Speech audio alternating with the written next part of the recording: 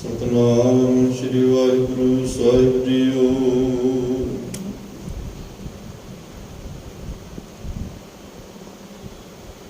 ਨਾਨਕ ਨਾਮ ਨਿਰੰਜਨ ਜਾਣਿਓ,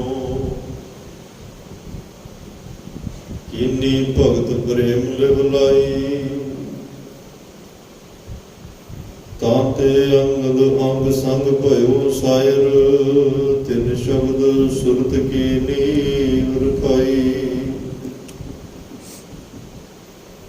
ਗੁਰੂ ਅਮਰਦਾਸ ਕੀ ਕਥ ਕਥਾ ਹੈ, ਇਕ ਜੀ ਕਛ ਕਹੀ ਨਾ ਜਾਈ। ਸੋਢੀ ਸ੍ਰਿਸ਼ਟ ਸਕਲ ਤਾਰਨ ਕੋ,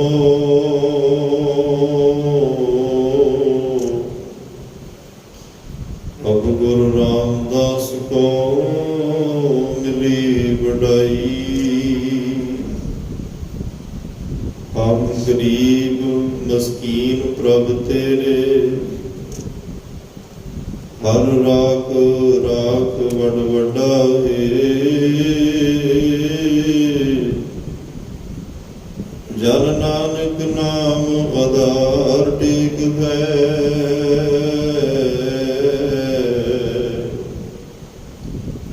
ਹਰ ਨਾਮੇ ਹੀ ਸੁਖ ਮੰਡਾਰੇ। ਤੂੰ ਸੁਲਤਾਨ ਕਹਾਂ ਮੀਆਂ, ਤੇਰੀ ਕਵਨ ਵਡਾਈ।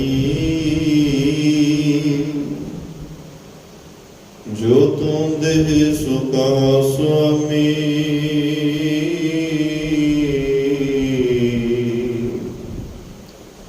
ਮੈਂ ਮੂਰਖ ਕਹਿਣ ਨਾ ਜਾਈ।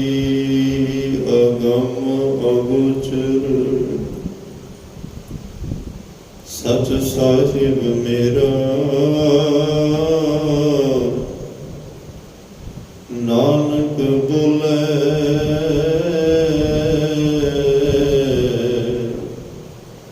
ਬੁਲਾਇਆ ਤੇਰਾ।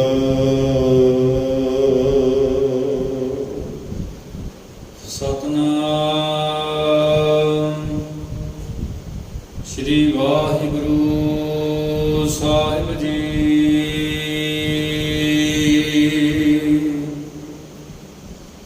ਰਾਜ ਜੋਗ ਤਖਤ ਦੀਨ ਗੁਰ ਰਾਮਦਾਸ। ਪ੍ਰਥਮੇ ਨਾਨਕ ਚੰਦ, ਜਗਤ ਭਇਓ ਆਨੰਦ। ਕਾਰਨ ਮਨੁੱਖ ਜਨ ਕੀਆ ਪ੍ਰਗਾਸ। ਗੁਰ ਅੰਗਦ ਦਿਆ ਨਿਧਾਨ, ਅਕਥ ਕਥਾ ਗਿਆਨ।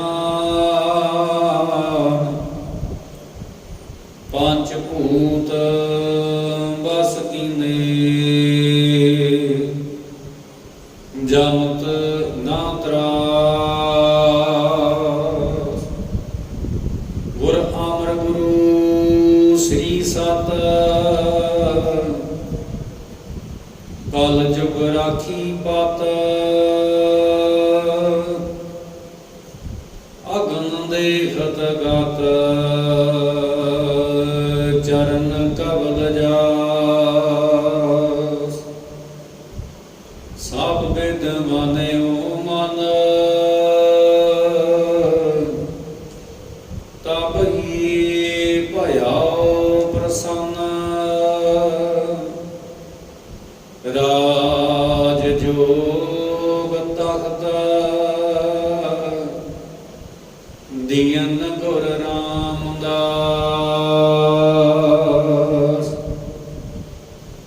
ਰਾਜ ਜੋਗ ਤਖਤ ਦੀਨ ਗੁਰ ਰਾਮਦਾਸ।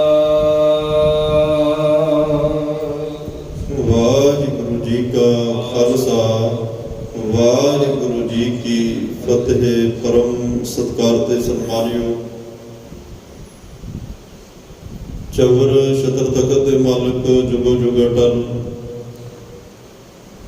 ਸਰਬ ਸਾਂਝੇ ਵਾਲਤਾ ਦੇ ਪੈਗੰਬਰ, ਦੀਨ ਦੁਨੀ ਦੇ ਰਾਖੇ, ਮਨੁੱਖਤਾ ਦੇ ਸਾਂਝੇ ਰਹਿਬਰ,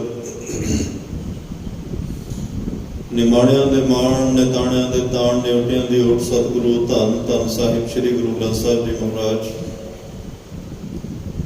ਤਿਨਾਂ ਦੀ ਅਪਾਰ ਕਿਰਪਾ ਬਖਸ਼ਿਸ਼ ਰਹਿਮਤ ਦਾ ਸਦਕਾ ਆਪ ਸਰਬੱਤ ਮਾਈ ਭਾਈ ਦੂਰੋਂ ਨੇੜਿਓਂ ਚੱਲ ਕੇ ਗੁਰਦੁਆਰਾ ਸਿੰਘ ਸ਼ਹੀਦਾਂ ਵਿਖੇ ਅੰਮ੍ਰਿਤ ਵੇਲੇ ਦੇ ਦੀਵਾਨਾਂ ਦੀ ਹਾਜ਼ਰੀ ਭਰ ਰਹੇ ਹੋ।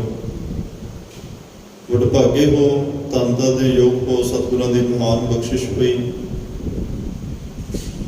ਰੱਬੀ ਗੁਰਬਾਣੀ ਦੇ ਨਿਤਨੇਮ ਪੜ੍ਹਨ ਸੁਣਨ ਦਾ ਸੁਭਾਗ ਸਮਾਂ ਪ੍ਰਾਪਤ ਹੋਇਆ। ਆਸਾ ਜੀ ਕੀ ਵਾਰ ਦੇ ਸੰਪੂਰਨ ਕੀਰਤਨ ਆਪ ਜੀ ਨੇ ਬਹੁਤ ਹੀ ਪਿਆਰ ਸ਼ਰਧਾ ਪੂਰਵਕ ਸਰਵਣ ਕੀਤੇ ਹਨ। ਆਓ ਚੱਲ ਰਹੀ ਸ੍ਰੀ ਗੁਰੂ ਗ੍ਰੰਥ ਸਾਹਿਬ ਮਹਾਰਾਜ ਜੀ ਦੀ ਲੜੀਵਾਰ ਕਥਾ, ਗੁਰ ਸ਼ਬਦ ਵਿਚਾਰ, ਬ੍ਰਹਮ ਵਿਚਾਰ ਨਾਲ ਜੁੜਨ ਦਾ ਵੀ ਆਪਾਂ ਸਾਰਿਆਂ ਨੂੰ ਮਹਾਨ ਸੁਭਾਗਾ ਸਮਾਂ ਮਿਲਿਆ ਹੈ। ਇਸ ਮਿਲੇ ਹੋਏ ਸਮੇਂ ਦੇ ਵਿੱਚ ਗੁਰੂ ਕੀ ਬਾਤ ਪਾ ਕੇ, ਗੁਰੂ ਦੀਆਂ ਵਡਿਆਈਆਂ ਕਰਕੇ ਆਪਣੇ ਜੀਵਨ ਜ਼ਿੰਦਗੀ ਦੀਆਂ ਘੜੀਆਂ ਨੂੰ, ਪਲਾਂ ਨੂੰ ਸਫਲ ਕਰਨ ਦਾ ਯਤਨ ਕਰੀਏ। ਗੁਰੂ ਦੀ ਬਖਸ਼ਿਸ਼ ਦੇ ਪਾਤਰ ਬਣੀਏ। ਇਹ ਸਾਡੇ ਜੀਵਨ ਦਾ ਲਾਹਾ ਹੈ। ਇਹੀ ਸਤਿਗੁਰੂ ਪਾਤਸ਼ਾਹ ਦੀ ਰੱਬੀ ਰਹਿਮਤ ਔਰ ਬਖਸ਼ਿਸ਼ ਹੈ। ਅੱਜ ਦੇ ਇਸ ਪਾਵਨ ਪਵਿੱਤਰ ਬਚਨ ਦੇ ਵਿੱਚ ਭੱਟ ਸਾਹਿਬਾਨ ਰਾਜ ਯੋਗ ਤਖਤ ਦੀ ਗੱਲ ਕਰ ਰਹੇ ਹਨ। ਅਸਲ 'ਚ ਜਦੋਂ ਇਹ ਸੰਸਾਰ ਬਣਿਆ, ਮਨੁੱਖਤਾ ਹੋਂਦ ਵਿੱਚ ਆਈ, ਇਨਸਾਨ ਨੂੰ ਆਪਣੇ ਗੁਜ਼ਰਾਨ ਨੂੰ ਠੀਕ ਕਰਨ ਵਾਸਤੇ ਕੁਝ ਉਦਮ ਪੈਦਾ ਹੋਇਆ ਵੀ ਮੈਨੂੰ ਕੁਛ ਨਾ ਕੁਛ ਕਰਨਾ ਚਾਹੀਦਾ ਹੈ।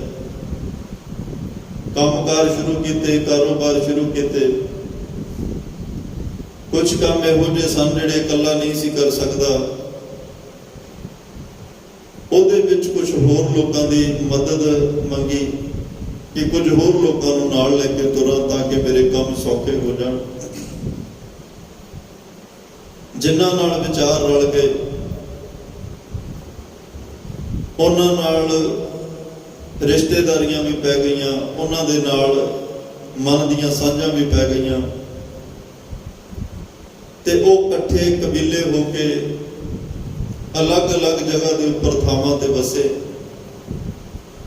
ਜਿਨ੍ਹਾਂ ਦੇ ਛੋਟੇ-ਛੋਟੇ ਕਸਬੇ ਬਣਦੇ ਗਏ।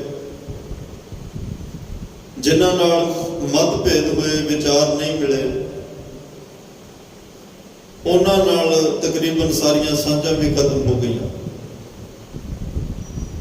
ਮਨੁੱਖ ਨੂੰ ਸਮਝ ਆਈ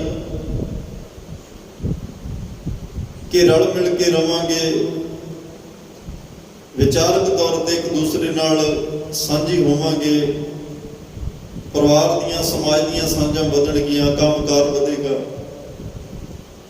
ਪਰ ਇਸ ਦੇ ਬਾਵਜੂਦ ਵੀ ਕਈ ਵਾਰ ਇਕੱਠੇ ਰਹਿੰਦੇ ਆ ਟਕਰਾਅ ਵੀ ਹੋ ਜਾਂਦਾ। ਵਿਚਾਰਕ ਤੌਰ ਤੇ ਮਤਭੇਦ ਹੋ ਜਾਣ, ਉਹ ਟਕਰਾਅ ਕਈ ਵਾਰ ਝਗੜਿਆਂ ਵਿੱਚ ਬਦਲ ਜਾਂਦਾ। ਕਈ ਵਾਰ ਉਹ ਝਗੜਾ ਗੱਲੀ ਬਾਤੀ ਹੱਲ ਹੋ ਜਾਂਦਾ ਤੇ ਕਈ ਵਾਰ ਹਥਿਆਰ ਵੀ ਉਸ ਝਗੜੇ ਦੇ ਵਿੱਚ ਸ਼ਾਮਲ ਹੋ ਜਾਂਦੇ। ਹਥਿਆਰ ਖੂਨ ਦੇ ਵਿੱਚ ਰੰਗੇ ਜਾਂਦੇ ਆ ਤੇ ਜਿਹੜੇ ਉਹ ਹਥਿਆਰਾਂ ਦਾ ਇਸਤੇਮਾਲ ਕਰਦੇ ਆ, ਕੋਈ ਮੌਤ ਦੇ ਰਸਤੇ ਤੁਰ ਪੈਂਦਾ, ਕੋਈ ਗੰਭੀਰ ਜ਼ਖਮੀ ਹੋ ਕੇ ਸਾਰੀ ਜ਼ਿੰਦਗੀ ਲਈ ਅਪਾਹਜ ਹੋ ਜਾਂਦਾ। ਫਿਰ ਇਹਨਾਂ ਸਾਰੇ ਵਰਤਾਰਿਆਂ ਵਿੱਚੋਂ ਇੱਕ ਵਿਚਾਰ ਨੇ ਫਿਰ ਜਨਮ ਲਿਆ ਕਿ ਸਾਨੂੰ ਆਪਣੇ ਵਿੱਚੋਂ ਹੀ ਕੁਝ ਲੋਕਾਂ ਨੂੰ ਚੁਣ ਲੈਣਾ ਚਾਹੀਦਾ ਹੈ। ਮੋਹਤਵਰ ਜਿਹੜੇ ਹੋਣ, ਸਿਆਣੇ ਬੰਦੇ ਹੋਣ, ਦਾਨੇ ਪ੍ਰਦਾਨੇ ਹੋਣ, ਪਤਵੰਤੇ ਸੱਜਣ ਹੋਣ, ਜਿਹੜੇ ਸਾਡੇ ਝਗੜਿਆਂ ਨੂੰ ਇੱਕ ਜਗ੍ਹਾ ਤੇ ਬੈਠ ਕੇ, ਇੱਕ ਥਾਂ ਤੇ ਬੈਠ ਕੇ ਉੱਥੇ ਹੀ ਨਿਬੇੜ ਦੇਣ ਤਾਂ ਕਿ ਸਾਡਾ ਤਕਰਾਰ ਅੱਗੇ ਨਾ ਵਧੇ, ਸਾਡਾ ਤਕਰਾਰ, ਸਾਡੇ ਮਤਭੇਦ ਝਗੜਿਆਂ ਦਾ ਰੂਪ ਨਾ ਧਾਰਨ ਕਰਨ। ਤਾਂ ਕੁਝ ਲੋਕ ਚੁਣੇ ਗਏ, ਉਹਨਾਂ ਨੂੰ ਬੜੀ ਸਤਿਕਾਰ ਦੀ ਨਿਗਾਹ ਨਾਲ ਵੇਖਿਆ ਜਾਣ ਲੱਗਿਆ ਔਰ ਇੱਕ ਜਗ੍ਹਾ ਨਿਸ਼ਚਿਤ ਕਰ ਲਈ। ਪੁਰਾਣੇ ਸਮਿਆਂ ਦੇ ਵਿੱਚ ਚੌਂਤਰਾ ਵੀ ਸ਼ਬਦ, ਥੜਾ ਵੀ ਸ਼ਬਦ ਵਰਤਿਆ ਜਾਂਦਾ ਵੀ ਥੜੇ ਦੇ ਉੱਤੇ ਫੈਸਲਾ ਹੋਏਗਾ, ਚੌਂਤਰੇ 'ਚ ਫੈਸਲਾ ਹੋਏਗਾ, ਸੱਤ 'ਚ ਫੈਸਲਾ ਹੋਏਗਾ, ਹੁੰਦੇ ਵੀ ਰਹੇ। ਪਰ ਜਿਸ ਜਗ੍ਹਾ ਤੇ ਬੈਠ ਕੇ ਉਹ ਫੈਸਲੇ ਹੋਣ ਲੱਗੇ, ਉਸ ਜਗ੍ਹਾ ਨੂੰ ਤਖਤ ਕਿਹਾ ਜਾਣ ਲੱਗਾ। ਅੱਜ ਗੱਲ ਰਾਜਯੋਗ ਤਖਤ ਦੀ ਹੈ। ਮੈਂ ਇਸ ਲਈ ਤਖਤ ਦੀ ਵਿਚਾਰ ਥੋੜੀ ਕਰਨੀ ਚਾਹੁੰਦਾ। ਆਪਾਂ ਰਾਜਯੋਗ ਤਖਤ ਤੇ ਵੀ ਆਉਣਾ। ਉਸ ਜਗ੍ਹਾ ਨੂੰ ਤਖਤ ਕਹਿਣ ਲੱਗ ਪਏ ਤੇ ਉਸ ਜਗ੍ਹਾ, ਉਸ ਤਖਤ ਦੀ ਵੀ ਜਿਹੜੀ ਮਨ ਦੇ ਵਿੱਚ ਲੋਕਾਂ ਦੇ ਜਿਹੜਾ ਉਹਦਾ ਸਤਿਕਾਰ ਉਹ ਵੀ ਵਧ ਗਿਆ। ਭਾਈ ਸਾਹਿਬ ਭਾਈ ਕਾਹਨ ਸਿੰਘ ਨਾਭਾ ਨੇ ਤਖਤ ਦੇ ਅਰਥ ਰਾਜ ਸਿੰਘਾਸਨ, ਇੱਕ ਚੌਂਤਰਾ ਵੀ ਕੀਤੇ। ਪਰ ਇਸ ਤਖਤ ਦੇ ਲੋਕਾਂ ਦਾ ਇੰਨਾ ਮਨ ਟਿਕ ਗਿਆ, ਇੰਨਾ ਵਿਸ਼ਵਾਸ ਵੱਜ ਗਿਆ, ਕਈ ਵਾਰ ਤਖਤਾਂ ਤੇ ਬੈਠਣ ਵਾਲੇ ਵੱਡੀ ਲੈ ਕੇ ਹੱਕ ਗਵਾਈ, ਕਾਜੀ ਹੋਏ ਰਿਸ਼ਵਤ ਦੀ ਵੱਡੀ ਲੈ ਕੇ ਹੱਕ ਗਵਾਈ। ਇਹ ਤਖਤਾਂ ਤੇ ਬਹਿਣ ਵਾਲੇ ਰਿਸ਼ਵਤ ਲੈ ਕੇ ਸੱਚ ਨੂੰ ਝੂਠ, ਝੂਠ ਨੂੰ ਸੱਚ, ਕਿਸੇ ਦੇ ਹੱਕ ਵਿੱਚ ਕਿਸੇ ਨਿਰਦੋਸ਼ ਨੂੰ ਸਜ਼ਾ, ਕਿਸੇ ਦੋਸ਼ੀ ਨੂੰ ਬਖਸ਼ ਦੇਣਾ, ਉਹ ਪੈਸਿਆਂ ਦਾ ਸਿਲਸਿਲਾ ਸ਼ੁਰੂ ਹੋ ਗਿਆ। ਜਿੱਥੋਂ ਇਹ ਤਖਤਾਂ ਵਿੱਚ ਜ਼ੁਲਮ ਪੈਦਾ ਹੋਇਆ, ਤਖਤਾਂ ਤੇ ਬੈਠਣ ਵਾਲੇ ਜ਼ੁਲਮੀ ਬਣੇ। ਲੋਕਾਂ ਨੇ ਫਿਰ ਵੀ ਬਰਦਾਸ਼ਤ ਕੀਤਾ ਵੀ ਇਹ ਤਖਤ ਵੀ ਸਤਿਕਾਰਯੋਗ ਆ, ਤਖਤ ਤੇ ਬੈਠਣ ਵਾਲਾ ਵੀ ਸਤਿਕਾਰਯੋਗ ਆ। ਚਲੋ ਜੇ ਵਾਧਾ ਕਰ ਗਿਆ, ਕੋਈ ਵਧੀਕੀ ਕਰ ਗਿਆ, ਸਬਰ ਦਾ ਘੁੱਟ ਪੀਤਾ, ਪਰਮਾਤਮਾ ਦਾ ਭਾਣਾ ਮੰਨਿਆ, ਉਹਨਾਂ ਦੇ ਫੈਸਲੇ ਨੂੰ ਸਵੀਕਾਰ ਕੀਤਾ, ਉਹਨਾਂ ਦਾ ਡਰ ਹੋਰ ਖਤਮ ਹੁੰਦਾ ਗਿਆ ਤਖਤ ਤੇ ਬੈਠਣ ਵਾਲਿਆਂ ਦਾ। ਅਖੀਰ ਇਹ ਤਖਤ ਵੱਡੇ ਰੂਪ ਵਿੱਚ ਬਦਲਿਆ। ਤਖਤਾਂ ਤੇ ਬੈਠਣ ਵਾਲੇ ਇੰਨੇ ਬੇਡਰ ਹੋ ਗਏ, ਇੰਨੇ ਬੇਕਿਰਕ ਹੋ ਗਏ, ਇੱਥੋਂ ਤੱਕ ਗੱਲ ਪਹੁੰਚ ਗਈ ਕਿ ਸਿਕੰਦਰ ਬਾਦਸ਼ਾਹ ਵਰਗੇ ਇਹ ਸੁਪਨੇ ਵੇਖਣ ਲੱਗ ਪਏ ਕਿ ਸਾਡੇ ਤਖਤਾਂ ਨੂੰ ਹੁਣ ਕੋਈ ਕੌਣ ਹਿਲਾ ਸਕਦਾ। ਦੁਨੀਆ ਦਾ ਹੀ ਡਰ ਹੈ ਤੇ ਦੁਨੀਆ ਆਪਾਂ ਜਿੱਤ ਲੈਣੀ ਹੈ। ਦੁਨੀਆ ਨੂੰ ਜਿੱਤਣ ਵਾਸਤੇ ਤੁਰੇ।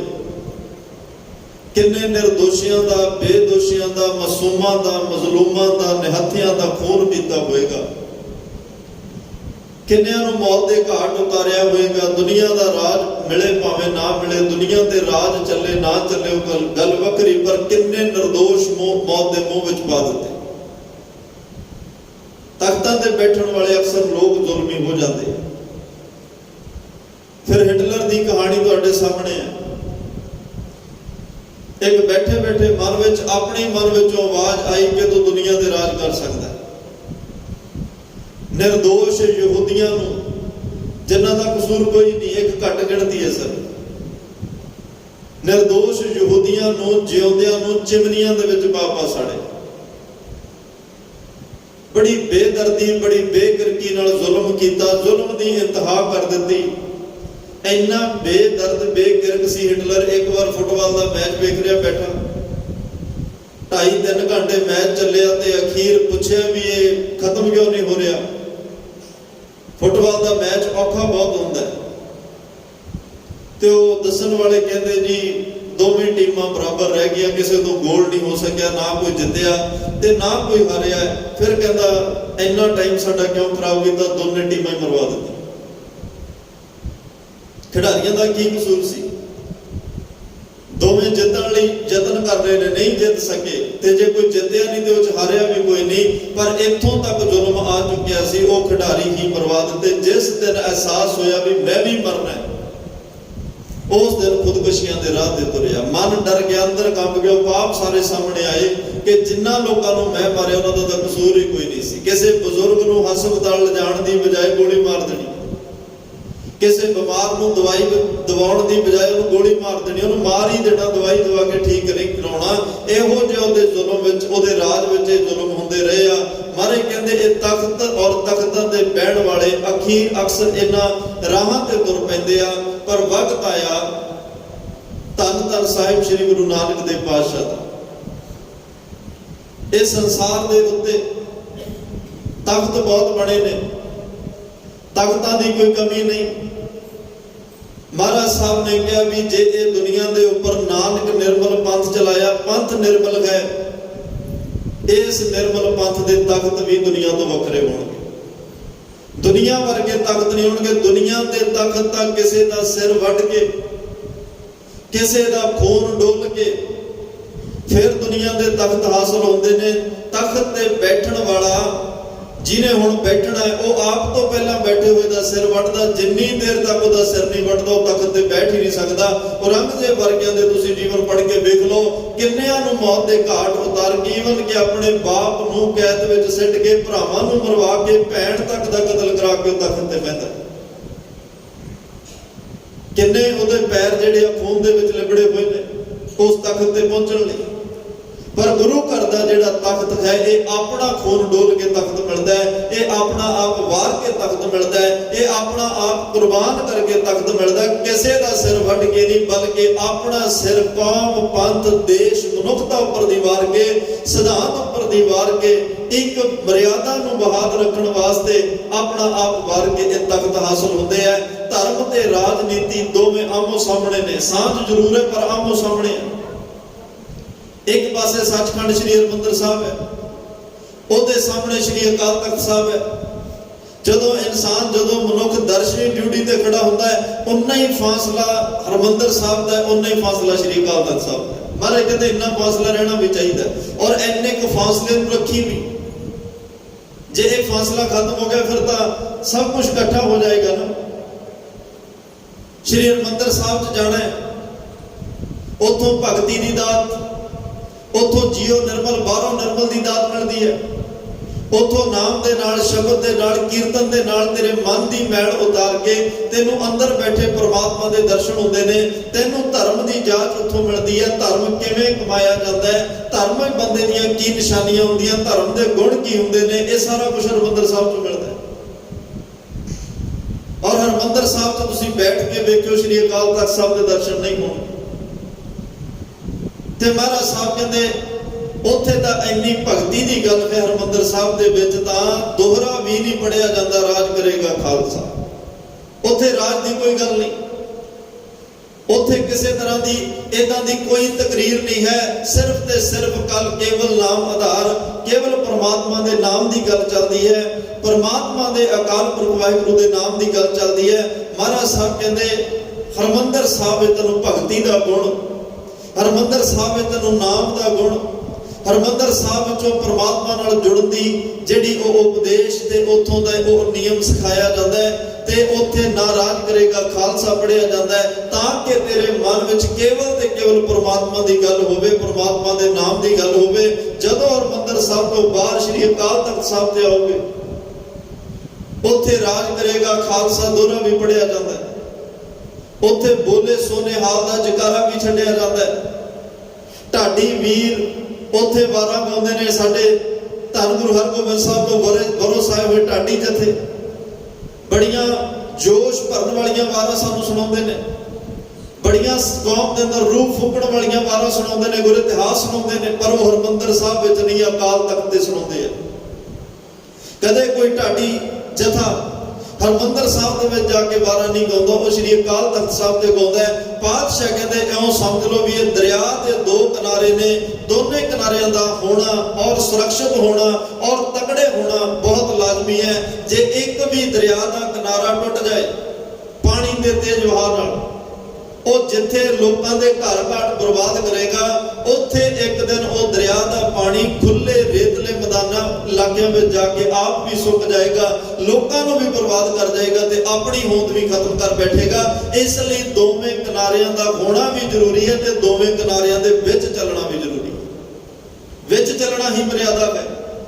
ਕਿਨਾਰੇ ਤੋਂ ਬਾਹਰ ਹੋਏਗਾ, ਮਰਿਆਦਾ ਤੋਂ ਬਾਹਰ ਹੋਏਗਾ। ਮਰਿਆਦਾ ਤੋਂ ਜਿਹੜੀ ਚੀਜ਼ ਬਾਹਰ ਹੋਵੇ, ਅੱਗ ਮਰਿਆਦਾ ਤੋਂ ਬਾਹਰ ਹੋਵੇ ਘਰ ਸਾੜ ਦਿੰਦੀ ਹੈ। ਪਾਣੀ ਮਰਿਆਦਾ ਤੋਂ ਬਾਹਰ ਹੋਵੇ ਹੜ੍ਹ ਬਣ ਜਾਂਦੇ ਨੇ।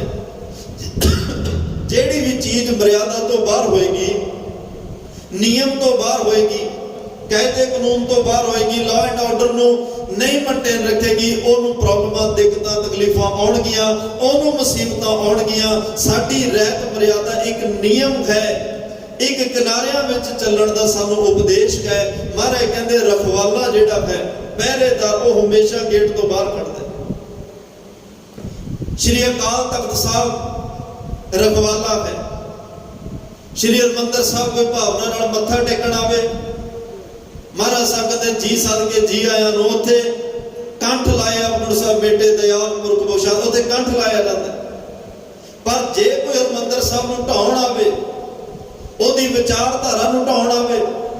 ਉੱਥੇ ਕੱਲ ਕੋਈ ਮੱਸਾ ਰੰਗੜ ਬਣ ਕੇ ਆਵੇ, ਉੱਥੇ ਕੱਲ ਕੋਈ ਅਹਿਮਦ ਸ਼ਾਹ ਅਬਦਾਲੀ ਬਣ ਕੇ ਆਵੇ, ਉੱਥੇ ਕੱਲ ਕੋਈ ਨਾਦਰ ਸ਼ਾਹ ਬਣ ਕੇ ਆਵੇ।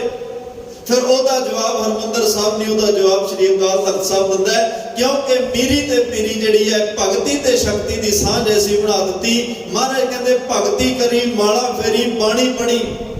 ਅੱਜ ਗੁਰੂ ਗ੍ਰੰਥ ਸਾਹਿਬ ਮਹਾਰਾਜ ਦੇ ਤੁਸੀਂ ਦਰਸ਼ਨ ਕਰ ਰਹੇ ਹੋ। ਗੁਰੂ ਗ੍ਰੰਥ ਸਾਹਿਬ ਮਹਾਰਾਜ ਵੀ ਪ੍ਰਕਾਸ਼ਮਾਨ ਨੇ ਤੇ ਗੁਰੂ ਗ੍ਰੰਥ ਸਾਹਿਬ ਦੇ ਸਾਹਮਣੇ ਸ਼ਸਤਰ ਵੀ ਪਏ। ਮੀਰੀ ਤੇ ਪੀਰੀ ਭਗਤੀ ਤੇ ਅੱਜ ਰਾਜਯੋਗ ਤਖਤ ਦੀ ਗੱਲ ਹੈ, ਧਿਆਨ ਨਾਲ ਸੁਣਿਓ। ਅੱਜ ਸ਼ਸਤਰ ਵੀ ਅੱਗੇ ਪਏ ਨੇ। ਪਾਤਸ਼ਾਹ ਕਹਿੰਦੇ ਸਭ ਤੋਂ ਪਹਿਲਾਂ ਮੇਰੇ ਨਾਲ ਆਪ ਮੈਂ ਵਿਚਾਰ ਕਰਨੀ ਚਾਹੁੰਦਾ, ਮੈਂ ਤੇਰੇ ਨਾਲ ਗੱਲ ਕਰਨੀ ਚਾਹੁੰਦਾ, ਮੈਂ ਤੇਰੇ ਨਾਲ ਬਚਨ ਵਿਲਾਸ ਕਰਨੇ ਚਾਹੁੰਦਾ। ਪਰ ਜੇ ਕੋਈ ਗੱਲ ਕਰਨ ਦੀ ਬਜਾਏ ਗੁਰੂ ਗ੍ਰੰਥ ਸਾਹਿਬ ਨੂੰ ਪੜ੍ਹਨ ਦੀ ਬਜਾਏ ਪਾੜਨ ਵਾਸਤੇ ਆਵੇ ਕਿ ਮੈਂ ਗੁਰੂ ਪੜ੍ਹਨਾ ਨਹੀਂ ਪਾੜਨਾ ਹੈ, ਫਿਰ ਉਹਦਾ ਜਵਾਬ ਜਿਹੜੇ ਅੱਗੇ ਸ਼ਸਤਰ ਪਏ ਨੇ ਇਹ ਦਿੰਦੇ ਨੇ ਵੀ ਜੇ ਭਾਈ ਚੰਦਨ ਦੀ ਲੱਕੜ ਕੀਮਤੀ ਹੈ ਤਾਂ ਸੱਪ ਨੇ ਲਵੇਟਾ ਮਾਰਿਆ ਕੋਈ ਜੜਾ ਖਣਾ ਪੱਟ ਕੇ ਨਾ ਲੈ ਜਾਏ। ਜੇ ਗੁਲਾਬ ਦਾ ਫੁੱਲ ਕੀਮਤੀ ਹੈ ਨਾਲ ਕੰਡੇ ਕੁਦਰਤ ਨੇ ਲਾ ਦਿੱਤੇ ਵੀ ਤੁਰਿਆ ਜਾਂਦਾ ਕੋਈ ਇਹਨਾਂ ਫੁੱਲਾਂ ਨੂੰ ਤੋੜ ਕੇ ਨਾ ਲੈ ਜਾਏ। ਧੰਨ ਗੁਰੂ ਗ੍ਰੰਥ ਸਾਹਿਬ ਮਹਾਰਾਜ ਦੀ ਰੱਬੀ ਬਾਣੀ ਬੇਸ਼ਕੀਮਤੀ ਪਰਮਾਤਮਾ ਦੇ ਘਰ ਤੋਂ ਆਈ। ਕੱਲ ਤੁਰਿਆ ਜਾਂਦਾ ਕੋਈ ਪੜ ਕੇ ਨਾ ਚਲਿਆ ਜਾਵੇ। ਨਾਲ ਪੀਰੀ ਦੇ ਨਾਲ ਮੀਰੀ ਦਾ ਸਿਧਾਂਤ ਨਾਲ ਸ਼ਸਤਰ ਰੱਖ ਦਿੱਤੇ, ਉਹਦਾ ਜਵਾਬ ਸ਼ਸਤਰ ਦਿੰਦੇ। ਧੰਨ ਗੁਰੂ ਨਾਨਕ ਸਾਹਿਬ ਕਹਿਣ ਲੱਗੇ ਸਭ ਤੋਂ ਪਹਿਲਾਂ ਇਸ ਦੁਨੀਆ ਤੇ ਅਕਾਲ ਸ਼ਬਦ ਆਇਆ। ਜਦੋਂ ਅਕਾਲ ਸ਼ਬਦ ਆਇਆ ਫਿਰ ਅਕਾਲ ਨੇ ਆਪਣਾ ਤਖਤ ਵੀ ਭੇਜ, ਗੁਰੂ ਨਾਨਕ ਸਾਹਿਬ ਆਏ ਦੁਨੀਆ ਤੇ ਅਕਾਲ ਦਾ ਤਖਤ ਵੀ ਆਇਆ। ਫਿਰ ਧੰਨ ਗੁਰੂ ਗੋਬਿੰਦ ਸਿੰਘ ਸਾਹਿਬ ਪਾਤਸ਼ਾਹ ਆਏ, ਕਹਿੰਦੇ ਅਕਾਲ ਵੀ ਆ ਗਿਆ, ਅਕਾਲ ਦਾ ਤਖਤ ਵੀ ਆ ਗਿਆ। ਫਿਰ ਤਖਤਾਂ ਲਈ ਤਾਂ ਫੌਜਾਂ ਵੀ ਚਾਹੀਦੀਆਂ ਨੇ। ਖਾਲਸਾ ਪੰਥ ਸਾਜ ਕੇ ਅਕਾਲ ਪੁਰਖ ਦੀ ਫੌਜ ਵੀ ਤਿਆਰ ਕਰ ਦਿੱਤੀ। ਪ੍ਰਗਟਿਓ ਖਾਲਸਾ परमात्मा की मौज। एक खालसा परमात्मा की मौज है, ओदी फौज है, ओदी मौज विचों प्रगटी हुई उस परमात्मा की एक फौज है। तां कहण लगे अकाल तख्त साहब रखवाला है। रखवाला हमेशा बाहर हुंदा है। महाराज कहते रखवाला बाहर रह के राखी करदा है। ਉਹ ਤਾਂ ਬਾਹਰ ਰਹਿ ਕੇ ਰਾਖੀ ਕਰਦਾ, ਉਹਨੂੰ ਬਾਹਰੋਂ ਆਏ ਹੋਏ ਦੁਸ਼ਮਣ ਦਾ ਡਰ ਨਹੀਂ, ਇਸ ਲਈ ਉਹ ਬੇਡਰ ਨਿਡਰ ਹੋ ਕੇ ਖੜਾ ਹੋਇਆ। ਜੇ ਰਖਵਾਲਾ ਹੀ ਧਰਮ ਦੇ ਅੰਦਰ ਘਰ ਦੇ ਅੰਦਰ ਆ ਜਾਏ ਕੀ ਸਮਝੋਗੇ ਕਿ ਉਹ ਸਾਡੀ ਰਾਖੀ ਵਾਸਤੇ ਆ? ਉਹ ਸਾਡੀ ਰਾਖੀ ਲਈ ਨਹੀਂ ਆਇਆ। ਜੇ ਰਖਵਾਲਾ ਬਾਹਰ ਪਹਿਰੇ ਤੇ ਖੜਾ ਸਾਡੇ ਘਰ ਦੇ ਵਿੱਚ ਹੀ ਅੰਦਰ ਪਰਿਵਾਰ ਵਿੱਚ ਆ ਕੇ ਬੈਠ ਗਿਆ, ਫਿਰ ਇਹਦਾ ਮਤਲਬ ਇਹ ਹੋਏਗਾ ਇਹ ਘਰ ਦੀ ਰਾਖੀ ਕਰਨ ਵਾਲਾ ਨਹੀਂ, ਤਾਂ ਆਪਣੇ ਬਚਾਅ ਲਈ ਅੰਦਰ ਬੈਠਾ। ਇਹਨੂੰ ਤਾਂ ਆਪ ਕਿਸੇ ਦਾ ਖਤਰਾ ਹੈ, ਇਹ ਤਾਂ ਆਪ ਕਿਸੇ ਤੋਂ ਡਰਦਾ ਸਾਡੇ ਅੰਦਰ ਆ ਕੇ ਬੈਠ ਗਿਆ। ਅੱਜ ਤੁਸੀਂ ਗਹਿਰਾਈ ਵਿੱਚ ਨਿਗਾਹ ਮਾਰ ਕੇ ਵੇਖੋ, ਧਰਮ ਤੇ ਰਾਜਨੀਤੀ ਦੀ ਸਾਂਝ ਜ਼ਰੂਰ ਹੈ, ਪਰ ਦਰਸ਼ਨੀ ਡਿਊਟੀ ਤੇ ਖੜ ਕੇ ਵੇਖਿਓ ਦੋਵਾਂ ਦਾ ਫਾਸਲਾ ਕਿੰਨਾ। ਇੰਨਾ ਫਾਸਲਾ ਹੋਣਾ ਚਾਹੀਦਾ ਸੀ। ਤੇ ਮਹਾਰਾਜ ਕਹਿੰਦੇ ਮੈਂ ਧਰਮ ਦਾ ਨਿਸ਼ਾਨ ਸਾਹਿਬ ਵੀ 2 ਇੰਚ ਉੱਚਾ ਰੱਖਿਆ ਹੈ, ਰਾਜਨੀਤੀ ਦਾ ਨਿਸ਼ਾਨ ਸਾਹਿਬ ਵੀ 2 ਇੰਚ ਨੀਵਾਂ ਰੱਖਿਆ। ਜਿਹੜੀ ਪੀਰੀ ਦੀ ਸ੍ਰੀ ਸਾਹਿਬ ਹੈ ਉਹ 44 ਇੰਚ ਦੀ ਰੱਖੀ। ਜਿਹੜੀ ਮੀਰੀ ਬਾਦਸ਼ਾਹਤ ਰਾਜਨੀਤੀ ਦੀ ਤਲਵਾਰ ਉਹ ਮੈਂ 42 ਇੰਚ ਦੀ ਰੱਖੀ। ਭਾਵ ਧਰਮ ਨੂੰ ਉੱਚਾ ਰੱਖਿਆ, ਰਾਜਨੀਤੀ ਨੂੰ ਨੀਵਾਂ ਰੱਖਿਆ। ਪਰ ਅੱਜ ਦੀ ਸ਼ਰਾਰਤੀ ਸੋਚ ਨੇ ਧਰਮ ਦੇ ਉੱਪਰ ਰਾਜਨੀਤੀ ਨੂੰ ਹਾਵੀ ਕਰ ਦਿੱਤਾ। ਧਰਮ ਤੋਂ ਸੇਧ ਲੈ ਕੇ, ਧਰਮ ਤੋਂ ਜੀਵਨ ਜਾਂਚ ਸਿੱਖ ਕੇ ਕਿਵੇਂ ਤਖਤ ਤੇ ਬੈਠੀ ਦਾ, ਕਿਵੇਂ ਤਖਤਾਂ ਵਾਲੇ ਬਣ ਕੇ ਮਨੁੱਖਤਾ ਦੀ ਸੇਵਾ ਕਰੀਦੀ ਹੈ, ਧਰਮ ਤੋਂ ਸਿੱਖਣਾ ਸੀ, ਹਰਿਮੰਦਰ ਸਾਹਿਬ ਤੋਂ ਸਿੱਖਣਾ ਸੀ। ਗੁਰੂ ਤੋਂ, ਪਰਮਾਤਮਾ ਤੋਂ, ਧਰਮ ਤੋਂ ਸਿੱਖ ਕੇ ਕਿਵੇਂ ਸੰਸਾਰ ਦੀ, ਸਮਾਜ ਦੀ, ਮਨੁੱਖਤਾ ਦੀ ਸੇਵਾ ਕਰਨੀ ਹੈ, ਕਿਵੇਂ ਸਾਰਿਆਂ ਵਿੱਚ ਪਰਮਾਤਮਾ ਨੂੰ ਵੇਖਣਾ, ਸਾਰਿਆਂ ਵਿੱਚ ਰੱਬ ਦੀ ਜੋਤ ਵੇਖਣੀ ਹੈ, ਕਿਵੇਂ ਇਸ ਇਨਸਾਨੀਅਤ ਨੂੰ ਰੱਬ ਦਾ ਰੂਪ ਸਮਝ ਕੇ ਇਹ ਜਗ ਸੱਚੇ ਕੀ ਹੈ ਕੋਠੜੀ, ਇਹਨੂੰ ਸੱਚੇ ਦੀ ਕੋਠੜੀ ਸਮਝ ਕੇ ਦੀ ਕਿਵੇਂ ਸੇਵਾ ਕਰਨੀ ਹੈ, ਕਿਵੇਂ ਫਰਾਕ ਦਿਲੀ ਦੇ ਨਾਲ ਸੇਵਾ ਕਰਨੀ ਹੈ, ਕਿਵੇਂ ਸਿੱਖ ਰਾਜ ਬਹਾਲ ਕਰਨਾ ਹੈ, ਕਿਵੇਂ ਉਸ ਰਾਜ ਦੀ ਸਥਾਪਨਾ ਜਿਹਨੂੰ ਗੁਰੂ ਨਾਨਕ ਸਾਹਿਬ ਨੇ ਕਿਹਾ ਸੀ ਸਭੇ ਸਖਾਲੀ ਮੁਠੀਆਂ ਹੋਆ ਹਲੀਮੀ ਰਾਜ ਜਿਓ, ਉਸ ਹਲੀਮੀ ਰਾਜ ਨਿਮਰਤਾ ਦੇ ਰਾਜ ਨੂੰ ਕਿਵੇਂ ਸਥਾਪਿਤ ਕਰਨਾ। ਤੇ ਧਰਮ ਤੋਂ ਸਿੱਖ ਕੇ ਤਖਤਾਂ ਤੇ ਬੈਠ ਕੇ ਉਸ ਜ਼ਿੰਮੇਵਾਰੀ ਨੂੰ ਨਿਭਾਉਣਾ ਸੀ। ਪਰ ਅੱਜ ਉਲਟ ਹੋ ਗਿਆ, ਰਾਜਨੀਤੀ ਨੂੰ ਧਰਮ ਦੇ ਵਿੱਚ ਵਾੜ ਕੇ ਅੱਜ ਇਉਂ ਲੱਗਦਾ ਜਿਵੇਂ ਉਹ ਰਾਜਨੀਤੀ ਦੇ ਰਾਜਨੀਤਿਕ ਲੋਕ, ਤਖਤ ਔਰ ਤਖਤਾਂ ਦੇ ਬੈਠਣ ਵਾਲੇ ਲੋਕ ਆਪਣੇ ਬਚਾਅ ਲਈ ਧਰਮ ਦੀ ਆੜ ਲੈ ਰਹੇ ਆ, ਜਦ ਕਿ ਧਰਮ ਤੋਂ ਸੇਧ ਲੈ ਕੇ ਮਨੁੱਖਤਾ ਦਾ ਭਲਾ ਕਰਨਾ ਸੀ। ਅੱਜ ਉਹ ਆਪ ਹੀ ਚੰਗੇ ਨਾ ਰਹੇ, ਆਪ ਹੀ ਭਲੇ ਨਾ ਰਹੇ, ਕਿਸੇ ਦਾ ਭਲਾ ਕੀ ਕਰਨਗੇ। ਉਹਨਾਂ ਦੇ ਤਖਤ ਵੀ ਮੈਲੇ ਹੋ ਚੁੱਕੇ ਆ, ਤਖਤਾਂ ਤੇ ਬੈਠਣ ਵਾਲੇ ਵੀ ਮੈਲੇ ਹੋ ਚੁੱਕੇ ਆ, ਤੇ ਉਹਨਾਂ ਦੇ ਤਖਤਾਂ ਤੋਂ ਲਏ ਹੋਏ ਫੈਸਲੇ ਵੀ ਮੈਲੇ ਹੋ ਚੁੱਕੇ ਆ।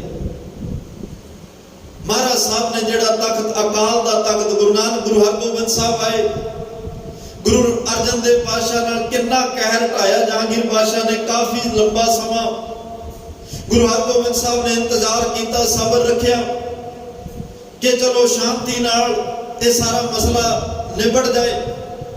ਪਰ ਜਦੋਂ ਦੁਸ਼ਮਣ ਨੇ ਵੇਖਿਆ ਵੀ ਸ਼ਾਇਦ ਡਰ ਗਏ ਹੋਣਗੇ, ਕੋਈ ਬੋਲ ਹੀ ਕੁਛ ਨਹੀਂ ਰਿਹਾ, ਫਿਰ ਗੁਰੂ ਹਰਗੋਬਿੰਦ ਸਾਹਿਬ ਨੇ ਸੰਨ 1609 ਦੇ ਵਿੱਚ ਸ਼੍ਰੀ ਹਰਿਮੰਦਰ ਸਾਹਿਬ ਦੇ ਬਿਲਕੁਲ ਸਾਹਮਣੇ ਸ਼੍ਰੀ ਅਕਾਲ ਤਖਤ ਸਾਜ ਕੇ ਇੱਕ ਆਕਾਰ ਬੰਗਾ ਬਣਾਇਆ, ਜਿਹਨੂੰ ਗੁਰੂ ਹਰਗੋਬਿੰਦ ਸਾਹਿਬ ਆਪ ਭਾਈ ਬੁੱਢਾ ਸਾਹਿਬ ਤੇ ਭਾਈ ਗੁਰਦਾਸ ਸਾਹਿਬ ਨੇ ਬਣਾਇਆ। ਮਹਾਰਾਜ ਕਹਿਣ ਲੱਗੇ, ਅੱਜ ਤੋਂ ਬਾਅਦ ਮੇਰੇ ਸਿੱਖ ਦੁਨਿਆਵੀ ਕਿਸੇ ਤਖਤਾਂ ਤੇ ਜਾ ਕੇ ਇਨਸਾਫ ਲਈ ਝੋਲੀ ਨਹੀਂ ਅੱਡਣਗੇ।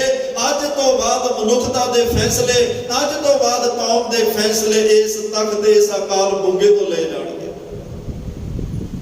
ਅਕਾਲ ਤਖਤ ਹੋਂਦ ਚਾਹਿਆ, ਅਕਾਲ ਪਰਮਾਤਮਾ ਕਿਸੇ ਨੇ ਵੇਖਿਆ ਨਹੀਂ, ਉਹ ਅਕਾਲ ਕਾਲ ਤੋਂ ਰਹਿਤ ਹੈ ਤੇ ਦੁਨੀਆ ਦੇ ਇਨਸਾਫ, ਇੱਥੇ ਦੁਨੀਆ ਦੀਆਂ ਕੋਰਟ ਕਚਹਿਰੀਆਂ ਵਿਕ ਜਾਂਦੀਆਂ ਨੇ, ਇੱਥੇ ਇਨਸਾਫ ਵਿਕ ਜਾਂਦੇ ਨੇ, ਪਰ ਅੱਜ ਅਕਾਲ ਦਾ ਤਖਤ ਦੁਨੀਆ ਤੇ ਸਾਜ ਕੇ ਬਾਰੇ ਨੇ ਦੱਸ ਦਿੱਤਾ, ਉੱਥੇ ਸੱਚੋ ਹੀ ਸੱਚ ਨਿਬੜਾ, ਚੁਣ ਵਖ ਕੱਢੇ ਜਮਾਲਿਆ, ਇੱਥੇ ਕੋਈ ਸਿਫਾਰਿਸ਼ਾਂ ਨਹੀਂ। ਅੱਜ ਚਲੋ ਸਮਾਂ ਬਦਲ ਗਿਆ, ਅਕਾਲ ਤਖਤ ਤੋਂ ਆਏ ਹੋਏ ਹੁਕਮਨਾਮੇ ਵੀ ਅਕਾਲ ਦੇ ਨੇ, ਉੱਥੇ ਕਿਸੇ ਬੰਦੇ ਦੇ ਹੁਕਮਨਾਮੇ ਨਹੀਂ ਚੱਲਦੇ, ਕਿਸੇ ਮਨੁੱਖ ਦੇ ਹੁਕਮਨਾਮੇ ਨਹੀਂ ਚੱਲਦੇ। ਅਕਾਲ ਤੋਂ ਆਏ ਹੋਏ, ਤਖਤ ਤੋਂ ਆਏ ਹੋਏ ਹੁਕਮਨਾਮੇ ਵੀ ਅਕਾਲ ਦੇ ਨੇ। ਜਦੋਂ ਕਿਸੇ ਬੰਦੇ ਦਾ ਹੁਕਮਨਾਮਾ ਚੱਲੇਗਾ, ਕੌਮ ਤਰਾ ਤਰਾ ਕਰ ਉੱਠੇਗੀ। ਜਦੋਂ ਕੋਈ ਜ਼ਬਰਦਸਤੀ ਹੁਕਮ ਚਲਾਏਗਾ, ਕੌਮ ਤਰਾ ਤਰਾ ਕਰ ਉੱਠੇਗੀ। ਜਿੰਨੀ ਦੇਰ ਤੱਕ ਅਕਾਲ ਦਾ ਹੁਕਮ ਉੱਥੋਂ ਆਉਂਦਾ ਰਹੇਗਾ, ਕੌਮ ਸਤ ਵਚਨ ਕਰਕੇ ਮੰਨਦੀ ਰਹੇਗੀ। ਪਰ ਜਦੋਂ ਕਿਸੇ ਰਾਜਸੀ ਬਿਰਤੀ ਦਾ ਹੁਕਮਨਾਮਾ ਉੱਥੋਂ ਆਏਗਾ, ਉਦੋਂ ਕੌਮ ਨਹੀਂ ਬਰਦਾਸ਼ਤ ਕਰਦੀ। ਇਸ ਲਈ ਉਹ ਅਕਾਲ ਦਾ ਤਖਤ ਸਾਨੂੰ ਬਖਸ਼ਿਆ। 5 ਤਖਤ ਕੌਮ ਨੇ, ਇੱਕ ਅਕਾਲ ਤਖਤ ਗੁਰੂ ਹਰਗੋਬਿੰਦ ਸਾਹਿਬ ਨੇ ਬਣਾਇਆ, 4 ਤਖਤ ਕੌਮ ਨੇ ਬਣਾਏ ਨੇ। ਜਿਹੜੇ ਸਾਡੇ ਕੋਲ ਅੱਜ 5 ਤਖਤ, ਦੁਨੀਆ ਦੇ ਤਖਤਾਂ ਨਾਲ ਜੇਲਾਂ ਬੜੀਆਂ, ਸਾਡੇ 5 ਤਖਤਾਂ ਨਾਲ ਇੱਕ ਵੀ ਜੇਲ੍ਹ ਨਹੀਂ। ਦੁਨਿਆਵੀ ਤਖਤਾਂ ਨਾਲ ਵੇਖੋ ਜੇਲਾਂ ਨੇ, ਪਰ ਗੁਰੂ ਨਾਨਕ ਸਾਹਿਬ ਦੇ 5 ਤਖਤਾਂ ਨਾਲ ਇੱਕ ਵੀ ਜੇਲ੍ਹ ਨਹੀਂ। ਮਹਾਰਾਜ ਸਾਹਿਬ ਕਹਿੰਦੇ, ਮੈਂ ਤੁਹਾਡਾ ਹਿਸਾਬ ਭਾਈ ਤਕੜੀਆਂ ਨਾਲ ਨਹੀਂ ਕਰਦਾ, ਮੈਂ ਤੁਹਾਡਾ ਹਿਸਾਬ ਗਲਵਕੜੀਆਂ ਨਾਲ ਕਰਦਾ। ਇੱਥੇ ਤਾਂ ਕੋਈ ਵੀ ਆਵੇ, ਕੰਠ ਲਾਏ ਅਵਗੁਣ ਸਭ ਮੇਟੇ, ਦਇਆਲ ਪੁਰਖ ਬਖਸ਼ੰਦ। ਕੋਈ ਆਵੇ, ਉਹਨੂੰ ਕੰਠ ਲਾਇਆ ਜਾਂਦਾ ਤੇ ਉਹਦੇ ਔਗਣ ਸਾਰੇ ਖਤਮ ਕਰ ਦਿੱਤੇ ਜਾਂਦੇ ਨੇ। ਅੱਜ ਉਹ ਤਖਤ ਸਾਨੂੰ ਬਖਸ਼ਿਸ਼ ਕੀਤੇ, ਜਿਹੜਾ ਅਕਾਲ ਦਾ ਤਖਤ, ਪਰਮਾਤਮਾ ਦਾ ਤਖਤ ਧਰਤੀ ਦੇ ਉੱਤੇ ਸਾਜ ਕੇ ਦੱਸ ਦਿੱਤਾ ਕਿ ਭਾਈ ਇਹ ਸਾਰੀ ਦੁਨੀਆ ਵਿੱਚ ਹੁਕਮ ਅਕਾਲ ਦਾ ਚੱਲਦਾ ਹੈ, ਇਹ ਸਾਰੇ ਸੰਸਾਰ ਵਿੱਚ ਹੁਕਮ ਪਰਮਾਤਮਾ ਦਾ ਚੱਲਦਾ ਹੈ। ਇਹ ਸਾਰੀ ਦੁਨੀਆ, ਸੰਸਾਰ ਸ੍ਰਿਸ਼ਟੀ ਦੇ ਵਿੱਚ ਹੁਕਮ ਕੇਵਲ ਅਕਾਲ ਪੁਰਖ ਵਾਹਿਗੁਰੂ ਦਾ ਚੱਲਦਾ, ਉਹਦੇ ਤੋਂ ਬਿਨਾਂ ਕਿਸੇ ਹੋਰ ਦਾ ਹੁਕਮ ਨਹੀਂ ਚੱਲਦਾ। ਅੱਜ ਗੁਰੂ ਨਾਨਕ ਸਾਹਿਬ ਸੱਚੇ ਪਾਤਸ਼ਾਹ ਦੱਸ ਰਹੇ ਨੇ, ਜਿਹੜਾ ਰਾਜਯੋਗ ਤਖਤ, ਜਿਸ ਰਾਜਯੋਗ ਤਖਤ ਦੀ ਅੱਜ ਗੱਲ ਚੱਲ ਰਹੀ ਹੈ, ਕਵੀ ਜੀ ਕਹਿ ਰਹੇ ਆ, ਭੱਟ ਸਾਹਿਬਾਨ ਕਹਿ ਰਹੇ ਆ ਵੀ ਉਹ ਰਾਜਯੋਗ ਦਾ ਤਖਤ ਗੁਰੂ ਰਾਮਦਾਸ ਪਾਤਸ਼ਾਹ ਨੂੰ ਮਿਲਿਆ, ਗੁਰੂ ਅਮਰਦਾਸ ਸਾਹਿਬ ਨੇ ਦਿੱਤਾ। ਉਹ ਰਾਜਯੋਗ ਤਖਤ ਅਸਲ ਵਿੱਚ ਹੈ ਕੀ? ਉਹ ਰਾਜਯੋਗ ਦਾ ਤਖਤ ਹੈ ਕੀ? ਕਿੱਥੋਂ ਆਇਆ? ਕਿਹਨੂੰ ਕਿਹਨੂੰ ਮਿਲਿਆ? ਕਿਵੇਂ ਕਿਵੇਂ ਦਿੱਤਾ? ਅੱਜ ਭੱਟ ਸਾਹਿਬਾਨਾਂ ਨੇ ਆਪਣੇ ਪਾਵਨ ਪਵਿੱਤਰ ਬਚਨਾਂ ਵਿੱਚ ਸਾਨੂੰ ਇਹ ਬਚਨ ਜਿਹੜੇ ਝੋਲੀ ਵਿੱਚ ਪਾਏ ਨੇ, ਆਓ ਮਨਚਿਤ ਬਿਰਤੀਆਂ ਇਕਾਗਰ ਕਰਕੇ ਭੱਟ ਸਾਹਿਬਾਨਾਂ ਤੋਂ ਅੱਜ ਇਸ ਪਾਵਨ ਬਚਨ ਨੂੰ ਸਰਵਣ ਕਰੀਏ। ਜਿਸ ਰਾਜਯੋਗ ਤਖਤ ਦੀ ਉਹ ਗੱਲ ਕਰ ਰਹੇ ਨੇ, ਅੱਜ ਸਾਨੂੰ ਸਮਝ ਲੱਗ ਸਕੇ ਇਹ ਰਾਜਯੋਗ ਦਾ ਤਖਤ ਕਿਹੜਾ ਹੈ ਤੇ ਗੁਰੂ ਰਾਮਦਾਸ ਪਾਤਸ਼ਾਹ ਨੂੰ ਕਿਵੇਂ ਮਿਲਿਆ ਹੈ। ਰਾਜਯੋਗ ਤਖਤ ਦੀਨ ਗੁਰ ਰਾਮਦਾਸ। ਰਾਜਯੋਗ ਦਾ ਤਖਤ, ਰਾਜਯੋਗ ਦੇ ਅਸਲ ਵਿੱਚ ਉਲਟਵੇਂ ਸ਼ਬਦ ਨੇ ਮੀਰੀ ਤੇ ਪੀਰੀ। ਮੀਰੀ ਪੀਰੀ ਦੇ ਉਲਟਵੇਂ ਸ਼ਬਦ ਨੇ ਰਾਜਯੋਗ। ਮੀਰੀ ਜਿਹੜੀ ਹੈ ਉਹ ਭਗਤੀ ਦੀ ਪ੍ਰਤੀਕ ਹੈ, ਪੀਰੀ ਜਿਹੜੀ ਹੈ, ਮੀਰੀ ਜਿਹੜੀ ਉਹ ਬਾਦਸ਼ਾਹ ਦੀ ਪ੍ਰਤੀਕ ਹੈ, ਪੀਰੀ ਜਿਹੜੀ ਉਹ ਭਗਤੀ ਦੀ ਪ੍ਰਤੀਕ ਹੈ। ਰਾਜ ਜਿਹੜਾ ਹੈ ਉਹ ਬਾਦਸ਼ਾਹਤ, ਰਾਜਨੀਤੀ ਦਾ ਪ੍ਰਤੀਕ, ਤਖਤ ਦਾ ਪ੍ਰਤੀਕ ਹੈ। ਤੇ ਜਿਹੜਾ ਯੋਗ ਹੈ, ਯੋਗ ਸਾਧਨਾ ਜੁੜਿਆ ਹੋਇਆ ਪਰਮਾਤਮਾ ਨਾਲ, ਜਿਹੜਾ ਪਰਮਾਤਮਾ ਨਾਲ ਜੁੜ ਗਿਆ ਉਹ ਜੋਗੀ ਹੈ। ਇਹ ਇੱਕ ਭਗਤੀ ਦਾ ਗੁਣ ਹੈ, ਇਹ ਇੱਕ ਪਰਮਾਤਮਾ ਨੂੰ ਮਿਲਣ ਦਾ ਗੁਣ ਹੈ, ਪ੍ਰੇਮਾ ਭਗਤੀ ਦਾ ਗੁਣ ਹੈ, ਨਾਮ ਜਪਣ ਦਾ ਗੁਣ ਹੈ। ਅੱਜ ਉਹ ਰਾਜਯੋਗ ਦਾ ਤਖਤ, ਪਰਮਾਤਮਾ ਦੇ ਘਰ ਦੇ ਵਿੱਚੋਂ ਆਇਆ ਹੋਇਆ ਤਖਤ, ਕਿਉਂਕਿ ਇਹ ਸੰਸਾਰ ਦੇ ਵਿੱਚ ਹੁਕਮ ਉਸ ਪਰਮਾਤਮਾ ਦਾ ਚੱਲਦਾ ਹੈ। ਰਾਜ ਮੈਂ ਰਾਜ, ਜੋਗ ਮੈਂ ਜੋਗੀ, ਤਪ ਮੈਂ ਤਪੀਸਰ, ਗ੍ਰਸਤ ਮੈਂ ਭੋਗੀ। ਪਰਮਾਤਮਾ ਤੋਂ ਵੱਡਾ ਰਾਜਾ ਕੋਈ ਨਹੀਂ, ਅਕਾਲ ਪੁਰਖ ਤੋਂ ਵੱਡਾ ਰਾਜਾ ਕੋਈ ਨਹੀਂ। ਰਾਜਨ ਮੈਂ ਤੂੰ ਰਾਜਾ ਕਹੀਏ ਭੂਮਨ, ਮੈਂ ਭੂਮਾ ਰਾਜਿਆਂ ਵਿੱਚੋਂ ਉਹ ਸਭ ਤੋਂ ਸਰਵੋਤਮ ਰਾਜਾ, ਤੂੰ ਰਾਜ ਜਾਨ ਰਾਜ ਭਾ ਨਾਨ ਭਾਨ ਦੇਵਨ ਦੇਵ ਉਪਮਾ ਮਹਾਨ। ਤੇਰੀ ਤੂੰ ਉਪਮਾ ਤੋਂ ਰਹਿਤ ਹੈ। ਸਤਿਗੁਰੂ ਤੁਸੀਂ ਰਾਜਿਆਂ ਦੇ ਰਾਜੇ, ਅਕਾਲ ਪੁਰਖ ਤੁਸੀਂ ਰਾਜਿਆਂ ਦੇ ਰਾਜੇ ਹੋ, ਤੇ ਸਾਰੀ ਖਲਕਤ ਕਾਇਨਾਤ ਉਹਦੇ ਹੁਕਮ ਨੂੰ ਨਾ ਚਾਹੁੰਦੇ ਹੋਏ ਵੀ ਮੰਨਣਾ ਪੈਂਦਾ। ਉਹਦਾ ਹੁਕਮ ਸਾਰੇ ਸੰਸਾਰ ਵਿੱਚ ਚੱਲਦਾ, ਹੁਕਮ ਹੈ ਅੰਦਰ ਸਭ ਕੋ ਬਾਹਰ ਹੁਕਮ ਨਾ ਕੋਏ। ਤੇ ਕਹਿੰਦੇ ਨੇ ਉਹ ਰਾਜਾ ਵੀ ਕਾਹਦਾ, ਜਿਹਨੂੰ ਕੋਈ ਸਲਾਮ ਨਾ ਕਰੇ ਤੇ ਉਹਦਾ ਹੁਕਮ ਨਾ ਮੰਨੇ। ਕਿਆ ਸੁਲਤਾਨ ਸਲਾਮ पे होना, अंधी कोठी तेरा नाम नहीं। सलाम तो हीना इंसान, सलाम तो हीना वो राजा कादा हो सकता है जिस राजे नूं कोई सलाम नहीं कर रहा, जिस राजे का कोई हुक्म नहीं मान रहा, वो कोई राजा नहीं हो सकता। पर अज सारे संसार में जिहड़ा हुक्म चल रहा है वो परमात्मा का है, अकाल पुरख का है, क्योंकि वो राजियां विचों वड्डा राजा है। वो सारियां दा राजा है। सब मैं सब तू है बाहर। सारियां विच ओ वर्त भी रहा ते सारियां दे विचों ओ बाहर भी बैठा है। सारियां विच ओ समाया भी होया है ते सारियां तो निर्लेप भी है। जोगी नूं घर बार परिवार छड्डना पैंदा, निर्लेप होना पैंदा, तां ओह कहंदा मैं योग साधना करांगा। ते इत्थे जिहड़ा इह परमात्मा है इह सारियां विच रमिया भी होया, व्यापक भी है ते सारियां तो निर्लेप भी है। ओदी पकड़ किसे नाल कोई नहीं है, वो सारियां तो अलग रहिंदा है। सारियां विच रहिंदा होया भी जिवें मुर्गाई खंभ नहीं भजण दिंदी, इसे तरह वो परमात्मा मोह माया दे चिकड़ दा कोई दाग नहीं लगण दिंदा। वो आप भी निरंजन है, ओदा नाम भी निरंजन, माया दी कालक तो रहत है। ये अकाल पुरख वाहिगुरू परमात्मा भाई सब तो वड्डा राजा है ते ओदा सारे संसार विच हुक्म चलदा है। अज ओ राज जोग मीरी पीरी दा तख्त जिहड़ा है धन गुरु रामदास पातशाह नूं प्राप्त होया है। प्रथमे नानक चंद जगत भयो आनंद, तारन मनुख जन किया प्रकाश। प्रथमे नानक चंद धन गुरु नानक साहब पातशाह चंद्रमा वत प्रगट होए। भाई गुरदास साहब ने कहा सतगुरु नानक प्रगटिया मिट्टी धुंध जग चानण होआ, ज्यों कर सूरज निकलिया। वो सूरज की गल तशबीह दे रहे हैं, भट्ट साहबान कह रहे हैं धन गुरु नानक साहब एक चंद्रमा वत प्रगट होए। प्रथम है नानक चंद, जदों ही गुरु नानक साहब आए, ये सब तो पहला जिहड़ा राज योग का तख्त है ये गुरु नानक साहब नूं मिलिया। ये राज योग का तख्त गुरु नानक साहब नूं परमात्मा तो मिलिया, परमात्मा दे घर तो मिलिया। अकाल पुरख वाहिगुरू परमात्मा ने जिथे गुरु नानक साहब नूं अपनी मर्यादा दित्ती, अपना नेम दिता, अपना विधान दिता, अपना संविधान दिता, अपने कर्म दिते, अपना सुभाव दिता, अपना सरगुण स्वरूप दे दिता, जोत रूप हर आप। गुरु नानक कहायो धन गुरु नानक साहब जोत रूप ओ अकाल पुरख वाहिगुरू परमात्मा का स्वरूप ने। परमात्मा निर्गुण स्वरूप है, गुरु नानक सरगुण स्वरूप हैं। ते अज उन्होंने जिथे इन्ना कुछ गुरु नानक साहब नूं दिता, परमात्मा ने अमृत नाम का प्याला भी दिता। अमृत नाम लिखिया है जन्म साखियां विच। ओ अमृत नाम कल खंडे बाटे का अमृत भी बनिया। 10वें पातशाह ने खंडे बाटे की पहल दी, पर वो अमृत नाम गुरु नानक साहब वो प्याला परमात्मा के घर तो लैके आए। ते अज गुरु नानक साहब ने दुनिया नूं दस दिता भाई जिहड़ा ये राज योग का तख्त है ना मेरे कोल, ये मेरा नहीं, ये मैनूं परमात्मा ने दिता है। ये राज योग का तख्त मैं परमात्मा के घर तो लैके आया। इसलिए इस राज योग तख्त ते बैठण वाला नहीं, सिर्फ बैठण वाला शरीर होर हुंदा है, पर इस तख्त ते बोलण वाला अकाल पुरख वाहिगुरू परमात्मा हुंदा है। तां ही महाराज कह रहे जैसी मैं आवे खसम की बाणी तैसड़ा करी ज्ञान वे लालो। परमात्मा बोल रहा, मैं नहीं बोल रहा, मेरे कंठ ते बैठ के परमात्मा का हुक्म चल रहा है। ये विधान भी उसे दा, संविधान भी उसे दा, हुक्म भी उसे दा। इस करके हुक्म उसे दा क्योंकि राज योग का तख्त ओदा है। प्रथम है नानक चंद, गुरु नानक साहब आए, अकाल पुरख परमात्मा का तख्त इस दुनिया ते आया। उस तख्त तो परमात्मा का हुक्म जारी होया। उस अकाल पुरख वाहिगुरू का हुक्म इस तख्त तो की हुक्म है? एक ओंकार तो लैके 18 10 20 तक के परमात्मा का आया हुआ हुक्म है। जिस राज योग के तख्त ते बैठ के गुरु नानक साहब ने संसार की झोली च पाया। महाराज आए, राज योग का तख्त आया, ਅਕਾਲ ਪੁਰਖ ਦਾ ਤਖਤ ਆਇਆ, ਅਕਾਲ ਪੁਰਖ ਦਾ ਹੁਕਮ ਆਇਆ। ਆਉਣ ਨਾਲ ਹੋਇਆ ਕੀ?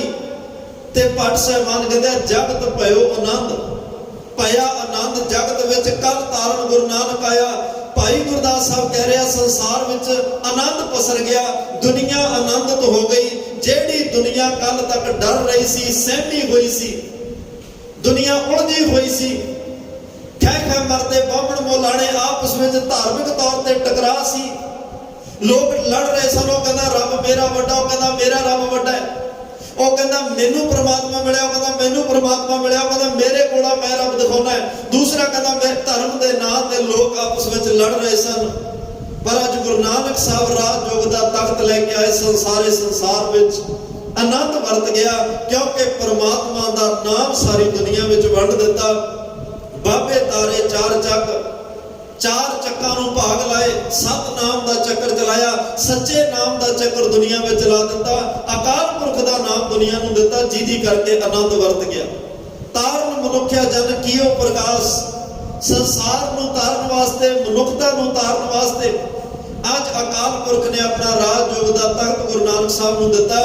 ਗੁਰੂ ਨਾਨਕ ਸਾਹਿਬ ਸੰਸਾਰ ਵਿੱਚ ਆ ਕੇ ਪ੍ਰਮਾਤਮਾ ਦਾ ਨਾਮ, ਉਹ ਨਾਮ ਮਨੁੱਖ ਨੂੰ ਦਿੱਤਾ ਜਿਸ ਨਾਮ ਨਾਲ ਜੁੜ ਕੇ, ਜਿਸ ਨਾਮ ਨੂੰ ਜਪ ਕੇ ਇਹ ਭਵ ਸਾਗਰ ਤੋਂ ਪਾਰ ਹੋਏ ਜਾਂਦਾ ਹੈ। ਗੁਰੂ ਅੰਗਦ ਦੀਆ ਨਿਧਾਨ, ਅਕਥ ਕਥਾ ਗਿਆਨ, ਪੰਜ ਭੂਤ ਬਸ ਕੀਨੇ, ਜਮਤ ਨਾ ਤਰਾਸ। ਧੰਨ ਗੁਰੂ ਨਾਨਕ ਸਾਹਿਬ ਪਾਤਸ਼ਾਹ ਜਿਸ ਵੇਲੇ ਭਾਈ ਸਾਹਿਬ ਭਾਈ ਲਹਿਣਾ ਜੀ ਸਾਰੀ ਪ੍ਰੀਖਿਆਵਾਂ ਵਿੱਚੋਂ ਪਾਸ ਹੋ ਜਾਂਦੇ ਆ। ਅੱਜ ਗੁਰੂ ਨਾਨਕ ਸਾਹਿਬ ਨੇ ਜਦੋਂ ਕਿਹਾ ਲਹਿਣਿਆ ਸਾਰੇ ਮੁੜ ਗਏ, ਤੂੰ ਵੀ ਮੁੜ ਜਾ। ਬਾਬੇ ਲਹਿਣੇ ਨੇ ਕਿਹਾ ਮਹਾਰਾਜ ਕਿੱਥੇ ਜਾਵਾਂ, ਮੇਰਾ ਘਰ ਕੋਈ ਨਹੀਂ। ਮਹਾਰਾਜ ਨੇ ਧਰਤੀ ਤੇ ਕ੍ਰੋਸ ਵਾਇਆ। ਕਹਿੰਦੇ ਆ ਕ੍ਰੋਸ ਵਾਇਆ, 4 ਦਿਸ਼ਾਵਾਂ ਬਣਾਈਆਂ ਮੈਂ, 4 ਦਿਸ਼ਾਵਾਂ 'ਚ ਕਿਤੇ ਤਾਂ ਤੇਰਾ ਘਰ ਕੋਈ ਟਿਕਾਣਾ ਹੋਏਗਾ। ਬਾਬੇ ਲਹਿਣੇ ਨੇ ਕਿਹਾ ਮਹਾਰਾਜ ਸੱਚ ਤਾਂ ਆ, ਮੇਰਾ 4 ਦਿਸ਼ਾਵਾਂ 'ਚ ਕਿਤੇ ਕੋਈ ਘਰ ਨਹੀਂ, ਕਿਤੇ ਕੋਈ ਟਿਕਾਣਾ ਨਹੀਂ। ਮਹਾਰਾਜ ਕਹਿੰਦੇ ਕਿੱਥੇ ਹੈ ਟਿਕਾਣਾ? ਉਹਨਾਂ ਕਿਹਾ ਜੀ ਮੇਰਾ ਟਿਕਾਣਾ ਧੰਨ ਗੁਰੂ ਨਾਨਕ ਸਾਹਿਬ ਤੁਹਾਡੇ ਚਰਨਾਂ ਵਿੱਚ ਹੈ, ਤੇਰੇ ਘਰ ਵਿੱਚ ਹੀ ਮੇਰਾ ਟਿਕਾਣਾ ਹੈ। ਮਹਾਰਾਜ ਕਹਿੰਦੇ ਚੱਲ ਆ ਫਿਰ ਅੱਜ ਟਿਕਾਣੇ ਬਦਲ ਲਈਏ। ਅੱਜ ਟਿਕਾਣੇ ਬਦਲਣ ਲੱਗਿਆ ਨੇ। ਧੰਨ ਗੁਰੂ ਨਾਨਕ ਸਾਹਿਬ ਬਾਬਾ ਮੜੀ ਨਾ ਬੌਰ ਗੁਰ ਅੰਗਦ ਕਹਿਆ ਮੈਂ। ਗੁਰੂ ਅੰਗਦ ਸਾਹਿਬ ਦੇ ਹਿਰਦੇ 'ਚ ਬੈਠੇ, ਜਿੱਥੇ ਗੁਰਬਾਣੀ ਦੀ ਪੋਥੀ ਉਹਨਾਂ ਦੀ ਝੋਲੀ 'ਚ ਪਾਈ, ਜਿੱਥੇ ਗੁਰੂ ਘਰ ਦੀ ਇੱਕ ਵਿਧੀ ਵਿਧਾਨ, ਨੇਮ ਮਰਿਆਦਾ, ਸਤ ਗੁਣ ਸਾਰਾ ਕੁਝ ਬਖਸ਼ਿਆ। ਅੱਜ ਗੁਰੂ ਅੰਗਦ ਸਾਹਿਬ ਨੂੰ ਰਾਜ ਯੋਗ ਦਾ ਤਖਤ ਵੀ ਗੁਰੂ ਨਾਨਕ ਸਾਹਿਬ ਨੇ ਦੇ ਦਿੱਤਾ। ਗੁਰੂ ਅੰਗਦ ਦਿਓ ਨਿਧਾਨ, ਨਿਧਾਨ ਦਾ ਅਰਥ ਹੁੰਦਾ ਖਜ਼ਾਨਾ। ਗੁਰੂ ਅੰਗਦ ਦੇ ਪਾਤਸ਼ਾਹ ਨੂੰ ਉਹ ਖਜ਼ਾਨਾ ਦਿੱਤਾ। ਦੇਖੋ ਜਦੋਂ ਰਾਜ ਯੋਗ ਦਾ ਤਖਤ ਦੇਣਾ ਫਿਰ ਖਜ਼ਾਨਾ ਵੀ ਤਾਂ ਦੇਣਾ ਪਏਗਾ ਨਾ। ਪਰ ਉਹ ਖਜ਼ਾਨਾ ਦੁਨੀਆ ਵਰਗਾ ਖਜ਼ਾਨਾ ਨਹੀਂ ਹੈ। ਉਸ ਖਜ਼ਾਨੇ ਵਿੱਚ ਸਤ ਦਿੱਤਾ, ਸੰਤੋਖ ਦਿੱਤਾ, ਸਿਦਕ ਦਿੱਤਾ, ਸ਼ੁਭ ਗੁਣ ਦਿੱਤੇ, ਬਹੁਤ ਇਹੋ ਜਿਹੀਆਂ ਦੇਵੀ ਸ਼ਕਤੀਆਂ, ਦੇਵੀ ਗੁਣ ਜਿਹੜੇ ਉਹ ਖਜ਼ਾਨੇ ਦੇ ਵਿੱਚ ਧੰਨ ਗੁਰੂ ਅੰਗਦ ਦੇ ਪਾਤਸ਼ਾਹ ਨੂੰ ਮਿਲੇ। ਇੱਥੋਂ ਤੱਕ ਕਿ ਅਕਥ ਕਥਾ ਗਿਆਨ, ਜਿਸ ਪਰਮਾਤਮਾ ਦੀ ਕਥਾ ਨਹੀਂ ਹੋ ਸਕਦੀ, ਜਿਹਨੂੰ ਕਥਿਆ ਨਹੀਂ ਜਾ ਸਕਦਾ, ਜਿਹਦੇ ਗਿਆਨ ਦਾ ਵਰਣਨ ਨਹੀਂ ਹੋ ਸਕਦਾ, ਉਸ ਨਾ ਕਥੇ ਜਾਣ ਵਾਲੇ ਪਰਮਾਤਮਾ ਦਾ ਗਿਆਨ ਵੀ ਗੁਰੂ ਅੰਗਦ ਸਾਹਿਬ ਨੂੰ ਦੇ ਦਿੱਤਾ। ਰਾਜ ਯੋਗ ਦਾ ਤਖਤ ਵੀ ਦਿੱਤਾ, ਸਤ ਸੰਤੋਖ, ਦੇਵੀ ਗੁਣ, ਇਹ ਫੌਜ ਵੀ ਦਿੱਤੀ, ਇਹ ਖਜ਼ਾਨਾ ਵੀ ਦਿੱਤਾ, ਅਕਾਲ ਪੁਰਖ ਦਾ ਗਿਆਨ ਦਿੱਤਾ। ਉਹ ਗਿਆਨ ਜਿਹਦੇ ਨਾਲ ਪੰਜ ਭੂਤ ਬਸ ਕੀਨੇ, ਇਹ ਸਤ ਸੰਤੋਖ ਦੇ ਦੇਵੀ ਗੁਣਾਂ ਨਾਲ, ਪਰਮਾਤਮਾ ਦੇ ਦਿੱਤੇ ਹੋਏ ਗਿਆਨ ਦੇ ਨਾਲ। ਧੰਨ ਗੁਰੂ ਅੰਗਦ ਸਾਹਿਬ ਕਹਿੰਦੇ ਮੈਂ ਪੰਜ ਭੂਤ, ਜਿਹੜੇ ਪੰਜ ਵਿਕਾਰ ਨੇ ਨਾ, ਘਰ ਦੇ ਵਿੱਚ ਫਸਾਦ ਪੈ ਰਿਹਾ, ਝਗੜਾ ਹੋ ਰਿਹਾ, ਪਰ ਪਤਾ ਹੀ ਨਹੀਂ ਕੌਣ ਕਰਾ ਰਿਹਾ। ਜਿਹੜਾ ਅਦ੍ਰਿਸ਼ਟ ਰਹਿ ਕੇ ਝਗੜਾ ਕਰਾਵੇ, ਲੋਕ ਉਹਨੂੰ ਭੂਤ ਕਹਿੰਦੇ ਆ।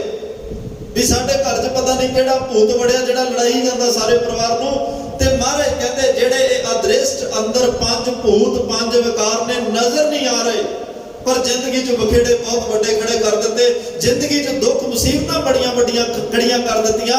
ਅੱਜ ਗੁਰੂ ਨਾਨਕ ਸਾਹਿਬ ਨੇ ਜਿਹੜਾ ਮੈਨੂੰ ਰਾਜ ਯੋਗ ਤਖਤ ਦਿੱਤਾ, ਜਿਹੜੇ ਸਤ ਸੰਤੋਖ ਦਾ ਖਜ਼ਾਨਾ ਦਿੱਤਾ, ਜਿਹੜਾ ਪਰਮਾਤਮਾ ਦੇ ਘਰ ਦਾ ਮੈਨੂੰ ਗਿਆਨ ਦਿੱਤਾ, ਮੈਂ ਇਹ ਸਾਰੇ ਦੇਵੀ ਗੁਣਾਂ ਦੇ ਨਾਲ ਇਹ ਪੰਜ ਭੂਤਾਂ ਨੂੰ ਵਸ ਕਰ ਲਿਆ। ਪੰਜ ਦੂਤ ਦੁੱਧ ਵਸ ਕੀਤੇ, ਕਾਲ ਕੰਡ ਕੋ ਮਾਰਿਆ, ਜਮਤ ਨਾ ਤਰਾਸ। ਤੇ ਮੈਨੂੰ ਭਾਈ ਹੁਣ ਜਮਾਂ ਦਾ ਕੋਈ ਤਰਾਸ, ਕੋਈ ਡਰ ਨਹੀਂ ਰਿਹਾ। ਭੱਟ ਸਾਹਿਬਾਨ ਕਹਿੰਦੇ ਆ ਦੁਨੀਆ ਵਾਲਿਓ, ਧੰਨ ਗੁਰੂ ਰਾਮਦਾਸ ਪਾਤਸ਼ਾਹ ਦੇ ਚਰਨਾਂ ਨਾਲ ਜੁੜ ਜਾਓ, ਤੁਸੀਂ ਵੀ ਇਹ ਪੰਜ ਭੂਤਾਂ ਨੂੰ ਬਸ ਕਰ ਲਓਗੇ ਤੇ ਜਮਾਂ ਦਾ ਡਰ ਤੁਹਾਡੀ ਜ਼ਿੰਦਗੀ ਵਿੱਚੋਂ ਹਮੇਸ਼ਾ ਲਈ ਖਤਮ ਹੋ ਜਾਏਗਾ।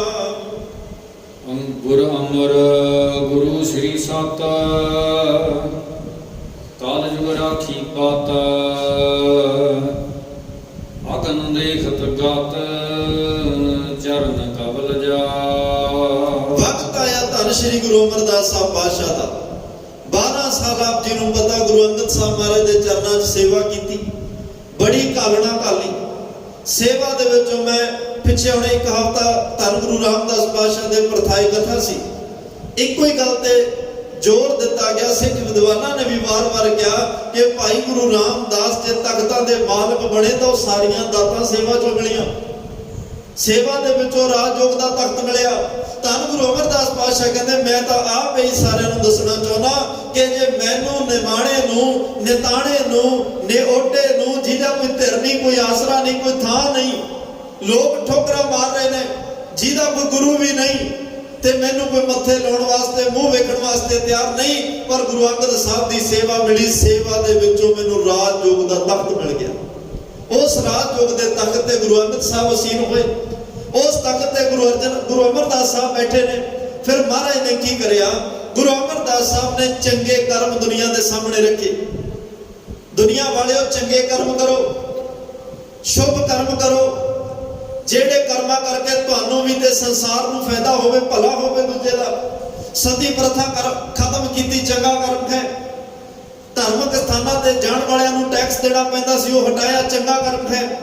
ਜਾਤ ਪਾਤ ਦਾ ਬੰਧਨ ਤੋੜਿਆ, ਚੰਗਾ ਸ਼ੁਭ ਕਰਮ ਦੁਨੀਆ ਦੇ ਸਾਹਮਣੇ ਰੱਖਿਆ। ਇੱਕ ਪੰਗਤ ਤੇ ਸੰਗਤ ਨੂੰ ਕਾਇਮ ਕੀਤਾ ਵੀ ਇੱਕ ਸੰਗਤ ਪੰਗਤ ਵਿੱਚ ਬੈਠ ਕੇ ਲੰਗਰ ਵੀ ਛਕੋ ਤੇ ਕੀਰਤਨ ਵੀ ਸੁਣੋ, ਤਾਂ ਕਿ ਤੁਹਾਡੇ ਵਿੱਚੋਂ ਜਾਤ ਪਾਤ ਦਾ, ਆਪਣੇ ਆਪ ਦਾ, ਵੱਡੇ ਛੋਟੇ ਦਾ ਅਭਿਮਾਨ ਉਹ ਖਤਮ ਹੋ। ਇਹ ਸਾਰੇ ਚੰਗੇ ਕਰਮ ਧੰਨ ਗੁਰੂ ਅਮਰਦਾਸ ਸਾਹਿਬ ਨੇ ਸਿਖਾਏ। ਲੋਕ ਕਹਿੰਦੇ ਸੀ ਜੀ ਕਲਯੁਗ ਹੈ, ਬੜੇ ਮਾੜੇ ਹਾਲਾਤ ਨੇ, ਨਾਮ ਨਾ ਲਓ, ਕਲਯੁਗ ਨੇ ਤਾਂ ਬਸ ਸਾਰਾ ਕੁਝ ਹੀ ਬਰਬਾਦ ਕਰ ਦਿੱਤਾ। ਤੇ ਭੱਟ ਸਾਹਿਬਾਨ ਕਹਿੰਦਾ ਗੁਰੂ ਅਮਰਦਾਸ ਸਾਹਿਬ ਨੇ ਐਸੇ ਚੰਗੇ ਕਰਮ ਮਨੁੱਖਤਾ ਦੀ ਝੋਲੀ 'ਚ ਪਾਏ। ਦੁਨੀਆ ਚੰਗੇ ਕਰਮ ਕਰਨ ਲੱਗੀ, ਚੰਗੇ ਕਰਮਾਂ ਕਰਕੇ ਗੁਰੂ ਅਮਰਦਾਸ ਨੇ ਕਲਯੁਗ ਦੀ ਪੱਤ ਰੱਖ ਲਈ। ਜਿਸ ਕਲਯੁਗ ਨੂੰ ਲੋਕ ਮਾੜਾ ਕਹਿ ਰਹੇ ਸੀ ਨਾ, ਉਸ ਕਲਯੁਗ ਵਿੱਚ ਭਾਈ ਪਾਰੋ ਹੰਸ ਵਰਗੇ ਭਗਤ ਪੈਦਾ ਕੀਤੇ, ਸੇਵਕ ਪੈਦਾ ਕੀਤੇ। ਉਸ ਕਲਯੁਗ ਦੇ ਸਮੇਂ ਅੰਦਰ ਮਥੋ ਮਰਾਰੀ ਵਰਗੇ ਨੇ ਸਿੱਖੀ ਦਾ ਪ੍ਰਚਾਰ ਕੀਤਾ। 72 ਪੀੜੇ ਬੀਬੀਆਂ ਨੂੰ ਸਿੱਖੀ ਪ੍ਰਚਾਰ ਲਈ, 22 ਮੰਜੀਆਂ ਗੁਰਸਿੱਖਾਂ ਨੂੰ ਸਿੱਖੀ ਪ੍ਰਚਾਰ ਲਈ ਦਿੱਤੀਆਂ। ਇੰਨਾ ਚਾਰ ਚੁਫੇਰੇ ਸਿੱਖੀ ਦਾ ਪ੍ਰਚਾਰ ਤੇ ਚੰਗੇ ਕਰਮਾਂ ਨਾਲ ਦੁਨੀਆ ਨੂੰ ਜੋੜ ਕੇ ਕਵੀ ਜੀ ਕਹਿੰਦੇ ਆ ਗੁਰੂ ਅਮਰਦਾਸ ਨੇ ਕਲਯੁਗ ਦੀ ਪੱਤ ਰੱਖ ਲਈ। ਕਲਯੁਗ ਰਾਖੀ ਪੱਤ, ਅਗਨ ਦੇਖਤ ਗਤ, ਅਗਨ ਦਾ ਅਰਥ ਹੁੰਦਾ ਪਾਪ। ਧੰਨ ਗੁਰੂ ਅਮਰਦਾਸ ਭਾਈ ਐਡੇ ਵਿਸ਼ਾਲ, ਐਡੇ ਗਹਿਰ ਗੰਭੀਰ, ਐਡੇ ਗੁਣਾਂ ਦੇ ਖਜ਼ਾਨੇ ਸਤਿਗੁਰੂ, ਸਮਰੱਥ ਸਤਿਗੁਰੂ, ਪੂਰੇ ਸਤਿਗੁਰੂ ਨੇ, ਜਿਨ੍ਹਾਂ ਦੇ ਦਰਸ਼ਨ ਕਰਕੇ ਸਾਰੇ ਤਰ੍ਹਾਂ ਦੇ ਪਾਪ ਖਤਮ ਹੋ ਜਾਂਦੇ ਆ। ਇਨਸਾਨ ਦੇ ਸਾਰੇ ਪਾਪ ਹੀ ਮੁੱਕ ਜਾਂਦੇ ਆ, ਸਾਰੇ ਪਾਪਾਂ ਤੋਂ ਖੇੜਾ ਛੁੱਟ ਜਾਂਦਾ ਹੈ ਤੇ ਮਨ ਨਿਰਮਲ ਹੋ ਜਾਂਦਾ ਹੈ। ਇਹੋ ਜਿਹਾ ਗੁਰੂ ਅਮਰਦਾਸ ਸਾਹਿਬ ਦਾ ਦਰਸ਼ਨ ਤੇ ਉਹਦੀ ਸੇਵਾ ਹੈ। ਉਹਦੀ ਸੇਵਾ ਕਰਨ ਨਾਲ, ਉਹਦੇ ਦਰਸ਼ਨ ਕਰਨ ਨਾਲ ਪਾਪ ਮੁੱਕਦੇ ਨੇ। ਚਰਨ ਕਮਲ ਜਾਸ, ਉਹਦੇ ਚਰਨਾਂ ਨਾਲ ਜੁੜਿਆ, ਕਮਲਾਂ ਦਾ, ਚਰਨ ਕਮਲਾਂ ਦਾ ਆਨੰਦ ਮਾਣਿਆ। ਉਹਦੇ ਚਰਨ ਕਮਲਾਂ ਕਰਕੇ ਸਾਰੇ ਪਾਪਾਂ ਤੋਂ ਛੁਟਕਾਰਾ ਹੋ ਜਾਂਦਾ, ਸਾਰੇ ਪਾਪ ਖਤਮ ਹੋ ਜਾਂਦੇ ਹਨ। ਸਭ ਵਿਦ ਮਾਨਿਓ ਮਨ ਤਬ ਹੀ ਭਇਓ ਪ੍ਰਸੰਨ। ਰਾਜ ਜੋਗ ਤਖਤ ਦੀਨ ਗੁਰ ਰਾਮਦਾਸ। ਅੱਜ ਧੰਨ ਗੁਰੂ ਅਮਰਦਾਸ ਸਾਹਿਬ ਸੱਚੇ ਪਾਤਸ਼ਾਹ ਦੇ ਘਰ ਵਿੱਚ ਸਤਿਕਾਰਯੋਗ ਭਾਈ ਸਾਹਿਬ, ਭਾਈ ਜੇਠਾ ਜੀ, ਜਿਨ੍ਹਾਂ ਨੂੰ ਅੱਜ ਅਸੀਂ ਸਾਰੇ ਸਤਿਕਾਰ ਨਾਲ ਸੋਢੀ ਸੁਲਤਾਨ ਪਾਤਸ਼ਾਹ ਧੰਨ ਧੰਨ ਸਾਹਿਬ ਸ੍ਰੀ ਗੁਰੂ ਰਾਮਦਾਸ ਸਾਹਿਬ ਸੱਚੇ ਪਾਤਸ਼ਾਹ ਕਹਿੰਦੇ, ਜਿਨ੍ਹਾਂ ਦਾ ਕੱਲ ਪ੍ਰਕਾਸ਼ ਪੁਰਬ ਸਮੁੱਚੇ ਸਿੱਖ ਜਗਤ ਨੇ ਸੱਚਖੰਡ ਸ੍ਰੀ ਹਰਿਮੰਦਰ ਸਾਹਿਬ ਤੋਂ ਲੈ ਕੇ ਪੂਰੇ ਸੰਸਾਰ ਵਿੱਚ ਮਨਾਇਆ। ਵੱਡੀ ਗਿਣਤੀ ਵਿੱਚ ਸੰਗਤਾਂ ਹਰਿਮੰਦਰ ਸਾਹਿਬ ਨਤਮਸਤਕ ਹੋਈਆਂ। ਅੱਜ ਮਾਰੇ ਕਹਿ ਰਿਹਾ ਉਹ ਰਾਜਯੋਗ ਦੇ ਤਖਤ ਤੇ ਗੁਰੂ ਰਾਮਦਾਸ ਪਾਤਸ਼ਾਹ ਬੈਠਣ ਲੱਗਿਆ। ਇਹ ਸਾਰਾ ਕੁਝ ਵਰਤਾਰਾ ਕਿਵੇਂ ਵਰਤਿਆ? ਆਪ ਜੀ ਨੇ ਇਤਿਹਾਸ ਸੁਣਿਆ। 2 ਸਾਲ ਦੀ ਉਮਰ ਚ ਮਾਂ ਚਲੇ ਗਈ, 7 ਸਾਲ ਦੀ ਉਮਰ ਚ ਪਿਤਾ ਚਲਾਣਾ ਕਰ ਗਏ, ਅਨਾਥ ਹੋ ਕੇ ਨਾਨੀ ਨਾਲ ਆਪਣੇ ਨਾਨਕੇ ਆਏ, ਘੁੰਗਣੀਆਂ ਵੇਚੀਆਂ। ਜਿਹੜੀ ਉਮਰ ਪੜ੍ਹਨ ਲਿਖਣ ਕੋਈ ਗੁਣ ਹਾਸਲ ਕਰਦੀ ਸੀ, ਉਸ ਸਮੇਂ ਤੋਤਲੀ ਆਵਾਜ਼ ਵਿੱਚ ਗਲੀਆਂ 'ਚ ਹੋਕਾ ਦੇ ਰਿਹਾ, ਪੁੰਗੜੀਆਂ ਵਾਲਾ ਆ ਗਿਆ, ਪੁੰਗੜੀਆਂ ਲੈ ਲਓ। ਨਾਨੀ ਨੇ ਸੋਚਿਆ ਵੀ ਇਹਨੂੰ ਵੀ ਸਹਾਰਾ ਚਾਹੀਦਾ, ਮੈਨੂੰ ਵੀ ਸਹਾਰਾ ਚਾਹੀਦਾ। ਮੇਰਾ ਸਹਾਰਾ ਤਾਂ ਹੁਣ ਨਦੀ ਕਿਨਾਰੇ ਰੁਕੜਾ, ਪਤਾ ਨਹੀਂ ਇਹਨੇ ਕਦੋਂ ਟੁੱਟ ਜਾਣਾ। ਕਿਉਂ ਨਾ ਹੋਵੇ ਮੈਂ ਇਹਨੂੰ ਧੰਨ ਗੁਰੂ ਅਮਰਦਾਸ ਪਾਤਸ਼ਾਹ ਦੇ ਕੋਲ ਛੱਡ ਆਵਾਂ। ਗੁਰੂ ਅਮਰਦਾਸ ਦੀ ਨਿਗਾਹ ਚੜੇ ਹੋਏ ਨੇ ਭਾਈ ਜੇਠਾ, ਗੋਇੰਦਵਾਲ ਸਾਹਿਬ ਛੱਡ ਕੇ ਆਏ। ਇੰਨੀ ਭਾਵਨਾ ਤੇ ਸਤਿਕਾਰ ਨਾਲ ਜਿਹੜੇ ਸਿਰ ਤੇ ਘੁੰਗਣੀਆਂ ਦੀ ਟੋਕਰੀ ਸੀ, ਅੱਜ ਉਸ ਸਿਰ ਦੇ ਉੱਤੇ ਸੇਵਾ ਦੀ ਟੋਕਰੀ ਆ ਗਈ। ਸੇਵਾ ਚ ਇੰਨੇ ਨਮੁੰਨ ਹੋ ਗਏ, ਗੁਰੂ ਘਰ ਦੇ ਵਿੱਚੋਂ ਅੱਜ ਰਿਸ਼ਤਾ ਵੀ ਮਿਲ ਗਿਆ। ਬੀਬੀ ਭਾਨੀ ਦਾ ਰਿਸ਼ਤਾ ਜੁੜਿਆ। ਧੰਨ ਗੁਰੂ ਅਮਰਦਾਸ ਸਾਹਿਬ ਨੇ ਸੇਵਕ ਵੀ ਪ੍ਰਵਾਨ ਕੀਤਾ, ਆਪਣੇ ਘਰ ਦਾ ਜਵਾਈ ਵੀ ਪ੍ਰਵਾਨ ਕਰ ਲਿਆ। ਅੱਜ ਸੇਵਾ ਵਿੱਚ ਇੰਨੀ ਨਿਪੁੰਨਤਾ ਹੈ। ਸੇਵਾ ਕਰਦਿਆਂ ਨੂੰ 21 ਸਾਲ ਬੀਤ ਚੁੱਕੇ ਆ। 21 ਸਾਲ ਗੁਰੂ ਘਰ ਦੇ ਜਵਾਈ ਨੇ, ਦਾਮਾਦ ਨੇ ਗੁਰੂ ਅਮਰਦਾਸ ਸਾਹਿਬ ਦੇ, ਪਰ ਜਿਹੜਾ ਰਿਸ਼ਤਾ ਹੈ ਉਹ ਸਿੱਖ ਤੇ ਗੁਰੂ ਵਾਲਾ ਰੱਖਿਆ ਹੋਇਆ ਹੈ। ਤੇ ਮਹਾਰਾਜ ਸਾਹਿਬ ਦੇ ਚਰਨਾਂ ਵਿੱਚ ਗੁਰੂ ਨੂੰ ਗੁਰੂ ਸਮਝ ਕੇ ਸੇਵਾ ਕੀਤੀ ਹੈ। ਇੱਕ ਬੜੀ ਪਿਆਰੀ ਗਾਥਾ ਸਿੱਖ ਵਿਦਵਾਨਾਂ ਨੇ ਲਿਖੀ ਹੈ। ਰਾਜ ਜੋਗ ਤਖਤ ਕਿਵੇਂ ਮਿਲਿਆ ਗੁਰੂ ਰਾਮਦਾਸ ਸਾਹਿਬ, ਸਭ ਵਿਦ ਮਾਨਿਓ ਮਨ। ਧੰਨ ਗੁਰੂ ਅਮਰਦਾਸ ਪਾਤਸ਼ਾਹ ਬੜੀ ਗੰਭੀਰਤਾ ਨਾਲ ਬਾਬੇ ਜੇਠੇ ਤੇ ਨਿਗਾਹ ਰੱਖ ਰਿਹਾ। ਇੱਕ ਇੱਕ ਕਰਮ ਤੋਂ, ਇੱਕ ਇੱਕ ਉਹਦੀ ਸੇਵਾ ਤੋਂ ਪ੍ਰਸੰਨ ਹੋ ਰਿਹਾ। ਪੂਰਾ ਵਿਸ਼ਵਾਸ ਆਪਣੇ ਮਨ ਵਿੱਚ ਬਣਾ ਰਿਹਾ ਕਿ ਜਿਹੜਾ ਰਾਜਯੋਗ ਤਖਤ ਹੈ ਉਹਦੇ ਲਾਇਕ ਜੇਠਾ ਬਣ ਚੱਲਿਆ ਤੇ ਮੈਂ ਰਾਜਯੋਗ ਤਖਤ ਨੂੰ ਦੇਣਾ। ਬੋੜੀ ਸਾਹਿਬ ਦੀ ਸੇਵਾ ਚੱਲ ਰਹੀ ਹੈ, ਖੁਦਵਾਈ ਪਟਾਈ ਹੋ ਰਹੀ ਹੈ। ਤੇ ਭਾਈ ਜੇਠਾ ਜੀ ਕਹਿੰਦੇ ਆ ਕਿ ਕਈ ਵਾਰ ਸੇਵਾ ਵਿੱਚ ਇਹਨੇ ਨਪੁੰਨ ਦੇ ਦੀਵਾਨ ਵਿੱਚ ਨਹੀਂ ਜਾਇਆ ਜਾਂਦਾ, ਜਾਂ ਦੀਵਾਨ ਵੀ ਸੁਣਦੇ ਆ, ਲੰਗਰਾਂ ਵਿੱਚ ਵੀ ਸੇਵਾ ਕਰਦੇ ਆ, ਪ੍ਰਸ਼ਾਦੇ ਵਰਤਾਉਣ ਦੀ ਸੇਵਾ ਕਰਦੇ ਆ, ਭਾਂਡੇ ਸਾਫ਼ ਕਰਨ ਦੀ ਸੇਵਾ ਕਰਦੇ ਆ, ਦੂਰੋਂ ਆਈਆਂ ਸੰਗਤਾਂ ਦੇ ਰਹਿਣ ਬਸੇਰੇ ਦਾ ਪ੍ਰਬੰਧ ਕਰਦੇ ਆ, ਬਜ਼ੁਰਗਾਂ ਦੀ ਮੁੱਠੀ ਚਾਬੀ ਕਰਦੇ ਆ, ਦਿਨ ਰਾਤ ਸੇਵਾ 'ਚ ਲੱਗੇ ਹੋਏ ਨੇ। ਇੱਕ ਦਿਨ ਕੀ ਹੋਇਆ, ਜਿੱਥੇ ਬੋੜੀ ਸਾਹਿਬ ਦੀ ਸੇਵਾ ਚੱਲਦੀ ਹੈ, ਸ਼ਾਮ ਪਈ, ਸੰਗਤਾਂ ਆਪੋ ਆਪਣੇ ਘਰਾਂ ਨੂੰ, ਕੋਈ ਮਜ਼ਦੂਰੀ ਤੇ ਮਜ਼ਦੂਰ ਆਏ ਹੋਏ ਨੇ, ਉਹ ਵੀ ਆਪਣੇ ਘਰਾਂ ਨੂੰ ਚਲੇ ਗਏ। ਭਾਈ ਜੇਠੇ ਨੇ ਸੋਚਿਆ ਮਨਾ ਸੇਵਾ ਚੱਲਦੀ ਹੈ, ਕੜੀਆਂ ਕੜਾਹੀਆਂ ਉੱਥੇ ਜਿਹੜੇ ਬੱਠਲ ਨੇ, ਤਗਾਰੀਆਂ ਨੇ, ਕੜਾਈਏ ਨੇ, ਕਈਆਂ ਨੇ, ਟੋਕਰੀਆਂ ਨੇ, ਹੋਰ ਜਿਹੜਾ ਉੱਥੇ ਦਾ ਸਮਾਨ ਹੈ ਉਹ ਸਾਰਾ ਖਿਲਰਿਆ ਪਿਆ ਹੈ। ਕਿਉਂ ਨਾ ਹੋਵੇ ਹੁਣ ਉਹ ਸਮਾਨ ਸਾਰਾ ਇਕੱਠਾ ਕਰ ਦਿੱਤਾ ਜਾਏ, ਤਾਂ ਕਿ ਕੱਲ ਜਦੋਂ ਸਾਰਿਆਂ ਨੇ ਸੇਵਾ ਤੇ ਆਉਣਾ ਕਿਸੇ ਨੂੰ ਕੋਈ ਦਿੱਕਤ ਨਾ ਆਵੇ। ਮਿਸਾਲ ਜਗਾਈ, ਮਿਸਾਲ ਲੈ ਕੇ ਭਾਈ ਜੇਠਾ ਜੀ ਉਸ ਬੋੜੀ ਦੇ ਕੋਲ ਚਲੇ ਗਏ। ਸਾਰਾ ਸਮਾਨ ਇਕੱਠਾ ਕਰ ਰਿਹਾ, ਟੋਕਰੀਆਂ ਨੂੰ ਇੱਕ ਜਗ੍ਹਾ ਰੱਖ ਰਿਹਾ, ਕਈਆਂ ਨੂੰ ਇੱਕ ਜਗ੍ਹਾ ਰੱਖ ਰਿਹਾ, ਬੱਠਲਾਂ ਕੜਾਈਆਂ ਨੂੰ ਇੱਕ ਜਗ੍ਹਾ ਰੱਖ ਰਿਹਾ। ਇੰਨੀ ਭਾਵਨਾ ਨਾਲ ਕਿ ਮੇਰੇ ਗੁਰੂ ਦੇ ਦਰ ਤੇ ਆਈਆਂ ਸੰਗਤਾਂ ਸੇਵਾ ਕਰਕੇ ਗਈਆਂ ਨੇ, ਚਲੋ ਸਮਾਨ ਵਿਖਰਿਆ ਹੋਇਆ ਇਹ ਮੈਂ ਇਕੱਠਾ ਕਰ ਲੈਣਾ, ਕੱਲ ਸੰਗਤ ਆਵੇ ਕਿਸੇ ਨੂੰ ਕੋਈ ਤੰਗੀ ਨਾ ਆਵੇ।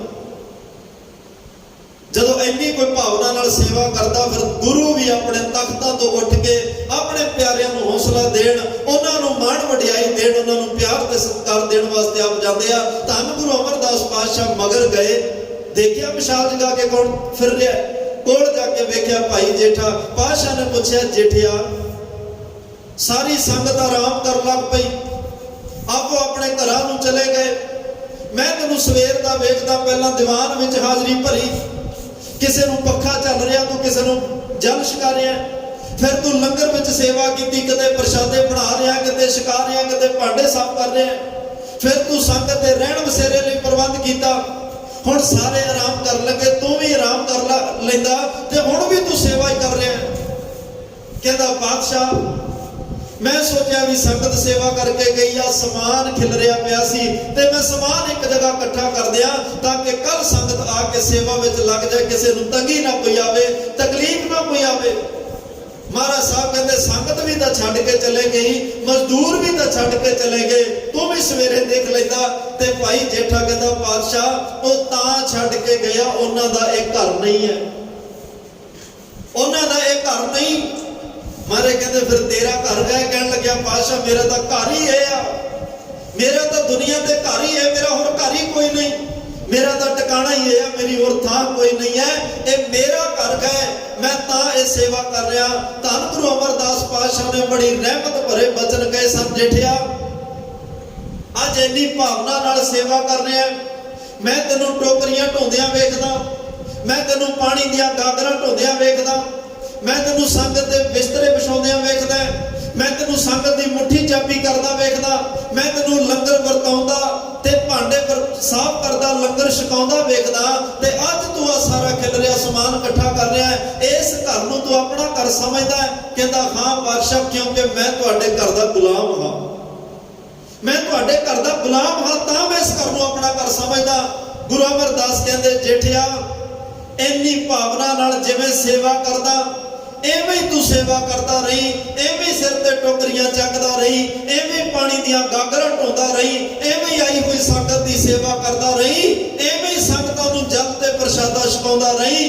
ਅੱਜ ਤੂੰ ਗੁਲਾਮ ਬਣ ਕੇ ਸੇਵਾ ਕਰ ਰਿਹਾ ਹੈ, ਮੈਂ ਤੈਨੂੰ ਸੇਵਾ ਕਰਦੇ ਨੂੰ ਸੇਵਕ ਨਹੀਂ ਰਹਿਣ ਦਿਆਂਗਾ, ਸੇਵਾ ਕਰਦੇ ਨੂੰ ਗੁਲਾਮ ਨਹੀਂ ਰਹਿਣ ਦਿਆਂਗਾ। ਇੱਕ ਦਿਨ ਸਮਾਂ ਆਏਗਾ ਤੈਨੂੰ ਸੇਵਾ ਕਰਦੇ ਨੂੰ ਇਹ ਰਾਜ ਯੋਗ ਦਾ ਤਖਤ ਬਖਸ਼ ਦਿਆਂਗਾ, ਮੈਂ ਤੈਨੂੰ ਇਸ ਘਰ ਦਾ ਮਾਲਕ ਬਣਾ ਦਿਆਂਗਾ।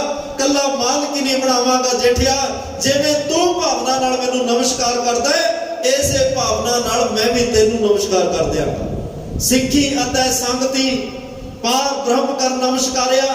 ਤੇ ਅੱਜ ਗੁਰੂ ਕਹਿੰਦੇ ਨੇ, ਅਮਰਦਾਸ ਸਾਹਿਬ ਪਾਤਸ਼ਾਹ ਨੇ ਸਤਿਗੁਰ ਪੁਰਖ ਜੇ ਬੋਲਿਆ, ਗੁਰ ਸਿੱਖਾਂ ਮਨ ਲੀਰ ਜਾਏ ਜਿਓ, ਮੋਰੀ ਪੁੱਤ ਸਨਮੁਖ ਹੋਇਆ, ਰਾਮਦਾਸੈ ਪੈਰੀ ਪਾਏ ਜਿਓ, ਸਭ ਪਵੇ ਪੈਰੀ ਸਤਿਗੁਰ ਕੇਰੀ, ਜਿੱਥੈ ਗੁਰ ਆਪ ਰੱਖਿਆ, ਕੋਈ ਕਰਮ ਖੀਲੀ ਨਿਵੈ ਨਾਹੀ, ਫਿਰ ਸਤਿਗੁਰ ਆਣ ਨਿਵਾਇਆ, ਹਰ ਗੁਰ ਹੈ ਭਾਣਾ ਦੀ ਵਡਿਆਈ, ਤੁਰ ਲਿਖਿਆ ਲੇਖ ਰਜਾਏ ਜਿਓ, ਕਹਿ ਸੁੰਦਰ ਸੁਣੋ ਸੰਤੋ।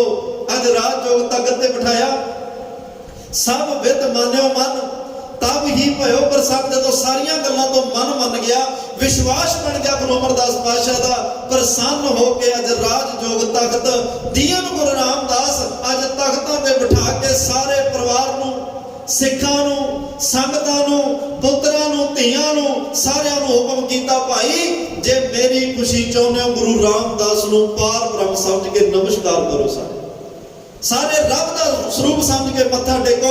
ਫਿਰ ਕਹਿੰਦੇ ਆ, ਕਹੇ ਸੁੰਦਰ ਸੁਣੋ ਸੰਤੋ, ਸਭ ਜਗਤ ਪੈਰੀ ਪਾਏ ਜਿਓ, ਸਾਰਾ ਸੰਸਾਰ ਗੁਰੂ ਰਾਮਦਾਸ ਪਾਤਸ਼ਾਹ ਦੇ ਚਰਨਾਂ 'ਚ ਢੁੱਕ ਗਿਆ। ਸਾਰਿਆਂ ਨੇ ਗੁਰੂ ਰਾਮਦਾਸ ਨੂੰ ਰੱਬ ਪਰਮਾਤਮਾ ਸਮਝ ਕੇ ਮੱਥਾ ਟੇਕ ਦਿੱਤਾ, ਪਾਰ ਬ੍ਰਹਮ ਦਾ ਸਰੂਪ ਸਮਝ ਕੇ ਮੱਥਾ ਟੇਕ ਦਿੱਤਾ। ਅੱਜ ਉਹ ਰਾਜ ਯੋਗ ਦਾ ਤਖਤ, ਮੀਰੀ ਪੀਰੀ ਦਾ ਤਖਤ, ਭਗਤੀ ਤੇ ਸ਼ਕਤੀ ਦਾ ਤਖਤ, ਸਾਰੇ ਤਰ੍ਹਾਂ ਦੀਆਂ ਸੇਵਾਵਾਂ ਕਰਕੇ, ਗੁਰੂ ਘਰ ਦੀਆਂ ਖੁਸ਼ੀਆਂ ਪ੍ਰਾਪਤ ਕਰਕੇ, ਗੁਰੂ ਅਮਰਦਾਸ ਸਾਹਿਬ ਦੀਆਂ ਰੱਬੀ ਰਹਿਮਤਾਂ ਬਖਸ਼ਿਸ਼ ਕਰਕੇ, ਪ੍ਰਾਪਤ ਕਰਕੇ, ਤੇ ਭਾਈ ਜੇਠਾ ਅੱਜ ਜੇਠਾ ਨਹੀਂ ਰਿਹਾ, ਰਾਜ ਯੋਗ ਦਾ ਤਖਤ ਪ੍ਰਾਪਤ ਕਰਕੇ ਧੰਨ ਧੰਨ ਗੁਰੂ ਰਾਮਦਾਸ ਪਾਤਸ਼ਾਹ ਬਣ ਗਿਆ, ਜਿਹਨੂੰ ਭਾਈ ਗੁਰਦਾਸ ਕਹਿੰਦੇ ਆ, ਬੈਠਾ ਸੋਢੀ ਪਾਤਸ਼ਾਹ ਰਾਮਦਾਸ ਸਤਿਗੁਰੂ ਕਹਾਵੈ, ਪੂਰਨ ਤਾਲ ਖਟਾਇਆ, ਅੰਮ੍ਰਿਤਸਰ ਵਿੱਚ ਜੋਤ ਜਗਾਵੇ। ਭਾਈ ਉਹ ਜੋਤ ਜਗਾਉਂਦਾ ਨਹੀਂ ਸੀ, ਅੱਜ ਵੀ ਜਗਾ ਰਹੇ ਆ। ਉਹ ਬੈਠਾ ਨਹੀਂ ਸੀ, ਉਹ ਅੱਜ ਵੀ ਬੈਠੇ ਨੇ ਤੇ ਬੈਠੇ ਰਹਿਣਗੇ ਜਦੋਂ ਤੱਕ ਦੁਨੀਆ ਨੇ ਰਹਿਣਾ, ਸੰਸਾਰ ਨੇ ਰਹਿਣਾ। ਧੰਨ ਗੁਰੂ ਰਾਮਦਾਸ ਇਸੇ ਤਰ੍ਹਾਂ ਆਪਣੀਆਂ ਰੱਬੀ ਰਹਿਮਤਾਂ ਵਰਤਾਉਂਦੇ ਰਹਿਣਗੇ, ਇਹ ਬਖਸ਼ਿਸ਼ਾਂ ਕਰਦੇ ਰਹਿਣਗੇ। ਭਾਈ ਨੰਦ ਲਾਲ ਸਾਹਿਬ ਕਹਿੰਦੇ, ਸਾਰੇ ਧਾਰਮਿਕ, ਸਾਰੀ ਭਗਤੀ ਸ਼੍ਰੇਣੀਆਂ ਵਿੱਚੋਂ ਸਭ ਤੋਂ ਸ੍ਰੇਸ਼ਟ ਨੇ ਗੁਰੂ ਰਾਮਦਾਸ, ਸਾਰੇ ਭਗਤਾਂ ਦੀਆਂ ਸ਼੍ਰੇਣੀਆਂ ਚੋਂ ਸਭ ਤੋਂ ਸਰਵੋਤਮ ਨੇ ਗੁਰੂ ਰਾਮਦਾਸ। ਜਿਨ੍ਹਾਂ ਨੇ ਗੁਰੂ ਰਾਮਦਾਸ ਨੂੰ ਸਿਮਰਿਆ, ਸਾਰਿਆਂ ਦੇ ਪਾਪ ਝੜ ਗਏ, ਸਾਰਿਆਂ ਦੇ ਪਾਪ ਝੜ ਗਏ। ਇਹ ਭਾਈ ਨੰਦ ਲਾਲ ਸਾਹਿਬ ਨੇ ਕਿਹਾ। ਅੱਜ ਉਹ ਗੁਰੂ ਰਾਮਦਾਸ ਪਾਤਸ਼ਾਹ ਨੂੰ ਭੱਟ ਸਾਹਿਬਾਨ ਕਹਿੰਦੇ ਆ। ਗੁਰੂ ਅਮਰਦਾਸ ਸਾਹਿਬ ਨੇ ਸਾਰੀਆਂ ਗੱਲਾਂ ਤੋਂ ਖੁਸ਼ ਹੋ ਕੇ ਰਾਜ ਯੋਗ ਦਾ ਤਖਤ ਬਖਸ਼ ਦਿੱਤਾ ਹੈ। ਅੱਜ ਉਹ ਰਾਜ ਯੋਗ ਤਖਤ ਤੇ ਸੁਭਾਏਮਾਨ ਹਨ। ਅੱਜ ਸਤਿਗੁਰੂ ਪਾਤਸ਼ਾਹ ਦੀ ਉਹ ਰੱਬੀ ਰਹਿਮਤ ਬਖਸ਼ਿਸ਼ ਜਿਹੜੀ ਹੈ ਗੁਰੂ ਰਾਮਦਾਸ ਰਾਹੀਂ ਸੰਸਾਰ ਦੇ ਵਿੱਚ ਵਰਤ ਰਹੀ ਹੈ। ਆਓ ਆਪਾਂ ਵੀ ਗੁਰੂ ਰਾਮਦਾਸ ਪਾਤਸ਼ਾਹ ਨੂੰ ਧੰਨ ਕਹੀਏ, ਗੁਰੂ ਰਾਮਦਾਸ ਮਹਾਰਾਜ ਦੇ ਚਰਨਾਂ ਨਾਲ ਜੁੜ ਕੇ ਉਸ ਰੱਬੀ ਬਖਸ਼ਿਸ਼ ਦੇ ਪਾਤਰ ਬਣੀਏ, ਤਾਂ ਕਿ ਸਾਡਾ ਵੀ ਇਹ ਜੀਵਨ ਲੋਕ ਸੁਖੀਏ ਪਰਲੋਕ ਸੁਹੇਲੇ, ਨਾਨਕ ਕਰ ਪ੍ਰਭ ਆਪੇ ਮੇਲੇ ਦੇ ਭਾਗੀ ਬਣੀਏ। ਇਹੀ ਅਰਦਾਸ ਗੁਰੂ ਰਾਮਦਾਸ ਮਹਾਰਾਜ ਦੇ ਚਰਨਾਂ 'ਚ ਕਰਕੇ ਜਾਇਓ ਤੇ ਕਰਦੇ ਰਹੋ। ਪੰਕਤੀ ਯਾਦ ਕਰਕੇ ਜਾਇਓ। ਇੱਕ ਅਰਦਾਸ ਪਾਠ ਕੀਰਤ ਕੀ ਗੁਰੂ ਰਾਮਦਾਸ ਰੱਖੋ ਸ਼ਰਨਾਈ। ਸਾਨੂੰ ਆਪਣੀ ਸ਼ਰਨ ਵਿੱਚ ਰੱਖ ਲਓ। ਤੁਹਾਡੀ ਸ਼ਰਨ ਵਿੱਚ ਪਿਆ ਸਾਰੇ ਪਾਪ ਖਤਮ ਹੋ ਜਾਂਦੇ ਹਨ। ਇੰਨੀਆਂ ਬੇਨਤੀਆਂ ਪ੍ਰਵਾਨ, तमाम ਭੁੱਲਾਂ ਚੁੱਕਾਂ ਦੀ ਖਿਮਾ ਦੇਹੋ ਸੱਜਣ ਅਸੀਸੜੀਆਂ ਜੋ ਹੋਵੇ। ਸਾਹਿਬ ਸਿਓ ਮੇਲਾ ਆਖਰੀ ਪੰਕਤੀਆਂ ਦਾ ਪਾਠ ਸਰਵਣ ਕਰਕੇ ਸਮਾਪਤੀ ਕਰੀਏ ਜੀ। ਗੁਰੂ ਅਮਰ ਗੁਰੂ ਸ੍ਰੀ ਸਤ ਕਾਲ ਜੁਗ ਰਾਖੀ ਪਤ ਅਗਨ ਦੇਖਤ ਗਤ ਚਰਨ ਕਵਲ ਜਾਸ ਸਭ ਵਿਦ ਮਾਨਿਓ ਮਨ ਤਬ ਹੀ ਭਇਓ ਪ੍ਰਸੰਨ ਰਾਜ ਜੋਗ ਤਖਤ ਦੀਨ ਗੁਰ ਰਾਮਦਾਸ। ਵਾਹਿਗੁਰੂ ਜੀ ਕਾ ਖਾਲਸਾ, ਵਾਹਿਗੁਰੂ ਜੀ ਫਤਿਹ। ਆਨੰਦ ਸਾਹਿਬ ਰਾਮਕਲੀ ਮਹੱਲਾ ਤੀਜਾ। ਆਨੰਦ ਇੱਕ ਓੰਕਾਰ ਸਤਿਗੁਰ ਪ੍ਰਸਾਦ। ਆਨੰਦ ਭਇਆ ਮੇਰੀ ਮਾਏ ਸਤਿਗੁਰੂ ਮੈਂ ਪਾਇਆ। ਸਤਿਗੁਰਤਾ ਪਾਇਆ ਸਹਿਜ ਸੇਤੀ ਮਨ ਵਜੀਆਂ ਵਾਧਾਈਆਂ। ਰਾਗ ਰਤਨ ਪਰਵਾਰ ਭਰੀਆਂ ਸ਼ਬਦ ਗਾਵਣ ਆਈਆਂ। ਸਤਿਗੁਰਤਾ ਗਾਵੋ ਹਰੀ ਕੀਰਾ ਮਨ ਜਿਨੀ ਵਸਾਇਆ। ਕਹਿ ਨਾਨਕ ਆਨੰਦ ਹੋਆ ਸਤਿਗੁਰੂ ਮੈਂ ਪਾਇਆ। ਏ ਮਨ ਮੇਰੇ ਆਤਮ ਸਦਾ ਰਹੋ ਹਰਨਾਲੇ। ਹਰਨਾਲ ਰਹੋ ਤੁਮ ਮਨ ਮੇਰੇ ਦੁਖ ਸਭ ਵਿਸਾਰਣਾ। ਅੰਗੀਕਾਰ ਕਰੇ ਤੇਰਾ ਕਾਰਜ ਸਭ ਸਵਾਰਣਾ। ਸਭਨਾ ਗੱਲਾਂ ਸਮਰੱਥ ਸੁਆਮੀ ਸੋ ਕਿਉ ਮਨੋ ਵਿਸਾਰੇ। ਹੈ ਨਾਨਕ ਮਨ ਮੇਰੇ ਸਦਾ ਰਹੋ ਹਰਨਾਲੇ। ਸਾਚੇ ਸਾਹਿਬਾ ਕਿਆ ਨਹੀਂ ਕਰਤੇ ਰਹਿ। ਸਦਾ ਤੇਰਾ ਸਭ ਕਿਛ ਹੈ ਜਿਸ ਦੇ ਸੋ ਪਾਵੇ। ਸਦਾ ਸਿਫਤ ਸਲਾਹ ਤੇਰੇ ਨਾਮ ਮਨ ਵਸਾਵੇ। ਨਾਮ ਜਿਨ ਕੈ ਮਨ ਵਸਿਆ ਵਾਜੇ ਸ਼ਬਦ ਕਧੇਰੇ। ਕਹਿ ਨਾਨਕ ਸੱਚੇ ਸਾਹਿਬ ਕਿਆ ਨਹੀਂ ਕਰਤੇ ਰਹਿ। ਸੱਚਾ ਨਾਮ ਮੇਰਾ ਆਧਾਰੋ। ਆਜ ਨਾਮ ਦਾ